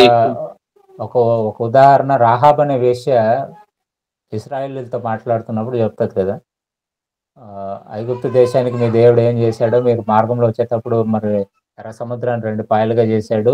ఇవన్నీ ఆమెకి ఎలా తెలిసింది అంటే అక్కడ జరిగినవన్నీ కూడా ప్రపంచం అంతా కూడా అప్పటికే స్ప్రెడ్ అయిపోయింది. కానీ వాళ్ళు మారలేదు. కానీ అది స్ప్రెడ్ అవ్వడానికి దేవుడు ఒక మార్గాన్ని ఫరో ద్వారా ఏర్పరచుకున్నాడు అంతే. ఈ రోజు కూడా ఐగుప్తులో ఎక్కువ క్రిస్టియానిటీ కానీ మరి ఎక్కువ మన చర్చెస్ కానీ కూడా చాలా తక్కువలో ఉంటాయి. ఇప్పుడు ప్రస్తుతానికి ఇప్పుడు అది ముస్లిం దేశంగా ఉంటుంది. కానీ కాస్త సెక్యులర్ గానే ఉంటారు. కానీ మరి ఎక్కువగా ఈ ముస్లిం భావజాలాలు ఎక్కువ ఉండవు. కానీ కొంతవరకు వాళ్ళు ముస్లింసే ఎక్కువ శాతం అక్కడ ఉన్నారని. క్రైస్తవులు చాలా తక్కువ కంపేర్. ఎందుకంటే పక్కన ఇజ్రాయెల్ ఉంది, ఈ పక్కన క్రిస్టియన్ కంట్రీస్. ఇజ్రాయెల్లోనే క్రిస్టియన్స్ లేరు, ఇంక ఈజిప్ట్ నుండి ఎక్కడి నుంచి తెద్దాం. అది కూడా వాస్తవం. ఇస్రాయేల్లోనే చాలా తక్కువ పర్సెంట్, కనీసం మన ఇండియాలో ఉన్నంత మంది కూడా ఉండరు అక్కడ క్రైస్తవులు. ఇంక ఈజిప్ట్ లో ఉండే వాళ్ళు మారమంటే ఏం మారుతుంది? అంటే మన క్రైస్తవానికి అంత పునాది చరిత్ర అంతా ఎక్కడ ప్రారంభం అవుతుందో అక్కడే అంటే సరైన స్థిరమైన వీళ్ళ నమ్మకం అన్నా ఎక్కువగా క్రీస్తు కంటే కూడా వీళ్ళు యెహోవా దేవుడిని ఎక్కువ నమ్ముతారు కాబట్టి వీళ్ళందరూ కూడా కాస్త ఇస్లిం ఇస్లాం వైపు వీళ్ళు కాస్త తిరిగారు కానీ అంటే క్రీస్తు యొక్క ప్రాధాన్యత లేదు అనుకుంటారు వీళ్ళు చాలా మంది. కానీ మూల దేవుడు ఎవరు యెహోవా అని నమ్మి వీళ్ళు అల్లాహ్‌ని నమ్ముతున్నారు గానీ ఆ దేవుడే మాకు అన్నట్టుగా నమ్ముతున్నారు. ఆ దేవుడే అన్నట్టుగానే వాళ్ళు ఇంకా కొనసాగుతున్నారు అంతే. క్రీస్తుకి వాళ్ళు ఎక్కువ ఇంపార్టెన్స్ ఇవ్వక అలా ఉంది పరిస్థితి. అవునన్నా చుట్టూ అరబ్ కంట్రీస్ చుట్టుపక్కల ఉన్న ముస్లిం ఎక్కువ కంట్రీస్ అరబ్ ఏమో కంట్రీస్ ఎక్కువ ఎఫెక్ట్ పడింది అక్కడ. Most of the people compare to అంటే క్రిస్టియన్ ఈక్వాలిటీ గా ఉన్నారన్న ముస్లిమ్స్ ఆ ప్రాంతంలో ఈ మిడిల్ ఈస్ట్. అరబ్ కంట్రీస్ ఇంకా ఎక్కువే ఉన్నారు. ముస్లిమ్స్ ఎక్కువ ఉన్నారు. క్రిస్టియానిటీ చాలా తక్కువ 1% కూడా ఉండదు అంట. 1-2% హార్డ్లీ ఉంటుంది అంతే. అంటే వెస్టర్న్ కంట్రీస్ యుఎస్ యూకే ఇవి తప్ప ఇవి మెజారిటీ ఆఫ్ క్రిస్టియన్ కంట్రీస్ గా మనం పరిగణించవచ్చు. కాకుంటే మిగతావి ఏవైనా ఉన్నాయా మోస్ట్ ఆఫ్ ఈ పక్క వచ్చేసరికి ఈస్ట్ కి వచ్చేసరికి మొత్తం అన్ని ముస్లిం కంట్రీస్ గా కనిపిస్తాయి. ఈ ఈస్ట్ పక్క అంటే మీరు యుఏఈ నుంచి మళ్ళీ అక్కడ దాకా ఎక్కడ మన లిబియా వరకు మనం చూసినట్లయితే ఈజిప్ట్ మొదలుకొని ఇరాక్ వరకు కూడా మీకు అరబ్ కంట్రీసే. మధ్యలో ఇజ్రాయెల్ ఒకటి పడింది అంతే. ఇంకా మీరు ఆ ఈజిప్ట్ నుండి పై భాగానికి వెళితే మీకు ఈ జర్మనీ, స్కాట్లాండ్, స్విట్జర్లాండ్, ఇంగ్లాండ్ ఇవన్నీ కూడా వస్తాయి. అవి కాస్త క్రిస్టియన్ కంట్రీస్ గా ఉంటాయి. ఇట్లా మీరు వచ్చారని అంటే ఇంకా ఈజిప్ట్ నుండి ఇరాక్ వరకు కూడా మీకు అన్ని అరబ్ కంట్రీస్ వస్తాయి. కాకపోతే ఇప్పుడు యూఏఈ కొన్ని కంట్రీస్ మాత్రం ఏంటనంటే ఒకవేళ క్రైస్తవులు ఉన్నా వాళ్ళని ఉండడానికి స్వేచ్ఛనిచ్చింది. ఇప్పుడు యూఏఈ ఉంది, హిందువులకి గుడి కట్టుకోవడానికి ఎమిరేట్స్ యూఏఈ వాళ్ళు హిందువులకి గుడి కట్టుకోవడానికి పర్మిషన్ ఇచ్చారు, క్రైస్తవులకి చర్చిలు కట్టుకోవడానికి పర్మిషన్ ఇస్తున్నారు. అంటే కాస్త సెక్యులర్ గా మారుతున్నాయి కొన్ని కంట్రీస్ మాత్రమే, అన్ని కాదు. ఈ కువైట్ ఇవన్నీ కూడా ఇంకా మారటం లేదు. అందుకనే ఇప్పుడు వాళ్ళు ఎక్కువగా వీళ్ళ మీద యుద్ధం చేయడానికి ఇరాన్, ఇరాక్ ఇవన్నీ వస్తున్నాయి. కాకపోతే వీటిలలో ఇప్పుడు కువైట్ తర్వాత ఇంకొన్ని లిబియా కొన్ని ప్రాంతాలు ఏమంటే పర్మిషన్స్ ఇస్తున్నారు క్రైస్తవులకు ఉండడానికి కానీ హిందువులకు ఉండడానికి. కానీ ఎక్కువగా వాళ్ళు ఏంటంటే మత ప్రచారం చేయకూడదు అక్కడ. క్రిస్టియన్ గా మీరు ఉన్నారంటే మీరు ఒక గ్యాదరింగ్ ఏర్పరచుకొని మీరు దేవుని ఆరాధించుకుంటే అంతే తప్ప సువార్త అనేది మీరు ముస్లిం ప్రకటించి వాళ్ళని మార్చడానికి వీల్లేదు అన్నమాట. కష్టమేమన్నా మొత్తం వరల్డ్ అంతా ఎప్పుడు తెలుసుకుంటున్నాం దేవుణ్ణి. తెలుసుకునేది ఏం లేదని ఆల్రెడీ ప్రపంచం అంతా తెలుసు క్రీస్తు గురించి, కానీ మారేది కష్టం అంతే. ఈ రోజు కూడా ఇస్రాయేల్ యేసు ప్రభుని రక్షకుడిగా అంగీకరించారు కానీ ఒక ప్రాఫిట్ గానే తెలుసు అన్న. ఇప్పుడు క్రీస్తు గురించి అందరికి అరబ్ కంట్రీస్ కి తెలుసు, ఇజ్రాయెల్ కి తెలుసు. ఇంకా మీరు ఏ ప్రాంతానికి వెళ్ళినా క్రీస్తు గురించి అడిగితే చెప్తారు. క్రిస్టియానిటీ అనేటువంటిది ప్రతి దేశానికి వెళ్ళిపోయింది. ప్రతి దేశంలో కూడా క్రిస్టియానిటీ గురించి అందరికీ తెలుసు. కానీ మెయిన్గా అరబ్ కంట్రీస్ వీళ్ళందరూ కూడా ఎక్కువగా మారరు. ఎందుకనంటే అక్కడ ఒకవేళ క్రిస్టియానిటీని మీరు తీసుకున్నారంటే మిమ్మల్ని చంపేయడమే నెక్స్ట్. వేరే ఇది లేదా. క్రిస్టియన్గా నా కుటుంబంలో ఒకళ్ళు క్రిస్టియన్గా మారుతున్నారంటే అది నా కన్న బిడ్డైనా నేను చంపేస్తాను. అది వాళ్ళకు ఉన్నటువంటి కఠినకరమైనటువంటి నియమాలు అక్కడ. కాబట్టి వాళ్ళు తెలుసుకున్న మారరు. మన దేశంలో కొంతమంది ముస్లిమ్స్ మారుతున్నా కూడా ఇక్కడ పెద్దగా పట్టించుకోరు కాబట్టి మనకు అది తెలియదు, మనకు అది అనుభవం అవట్లేదు. కానీ మీరు అరబ్ కంట్రీస్కి వెళ్తే వేరే మతాన్ని ఒకవేళ వీళ్ళు తీసుకుంటే వాళ్ళు సొంత పిల్లలైనా సరే చంపేస్తారు. సో అంత కఠినంగా ఉన్నారు కాబట్టి ఇంకా అది మారడం లేదు. కాస్త సువార్తను ప్రకటించేటువంటి పర్మిషన్ ఏర్పడిందంటే అది వేరే విధంగా ఉంటుంది.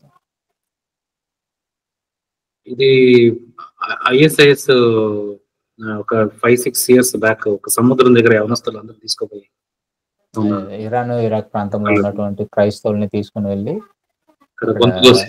అవును అంటే అవన్నీ అదే చెప్తున్నాం కదా. మనం ఒకవేళ వేరే రిలీజియన్ని స్వీకరిస్తే అక్కడ మరి ఉన్న క్రిస్టియన్స్నే ఆ విధంగా చంపారు అని అంటే ఇంకా వాళ్ళ కడుపున పుట్టినటువంటి బిడ్డలైనా సరే లేదా వాళ్ళతో ఉన్నటువంటి వారైనా సరే మారితే వాళ్ళ పరిస్థితి ఎంత దారుణంగా ఉంటుందో మనం ఆలోచించవచ్చు అక్కడే. కనుకనే చాలా మంది మారడానికి సిద్ధపడరు. కానీ లోపల క్రీస్తుని నమ్ముకొని క్రీస్తుని పాటించే వాళ్ళు చాలా మంది ఉన్నారు బయటికి చెప్పుకోకుండా లోపల. ఇప్పుడు మనలో కూడా చాలా మంది హైందవులు ఉంటారు, క్రీస్తుని నమ్ముకుంటారు, కానీ లోపలనే పెట్టుకుంటారు తప్ప బయటకు చెప్పుకో. ఆ విధంగా అక్కడ కూడా ఉంటారు, చాలా మంది ఉన్నారు. కానీ వాళ్ళు బయటకు చెప్పుకుంటే వాళ్ళ పరిస్థితులు దారుణంగా ఉంటాయని చెప్తారు. జీవించేది కష్టం అయిపోతుంది చెప్పేస్తాను. థ్యాంక్ యూ అన్న.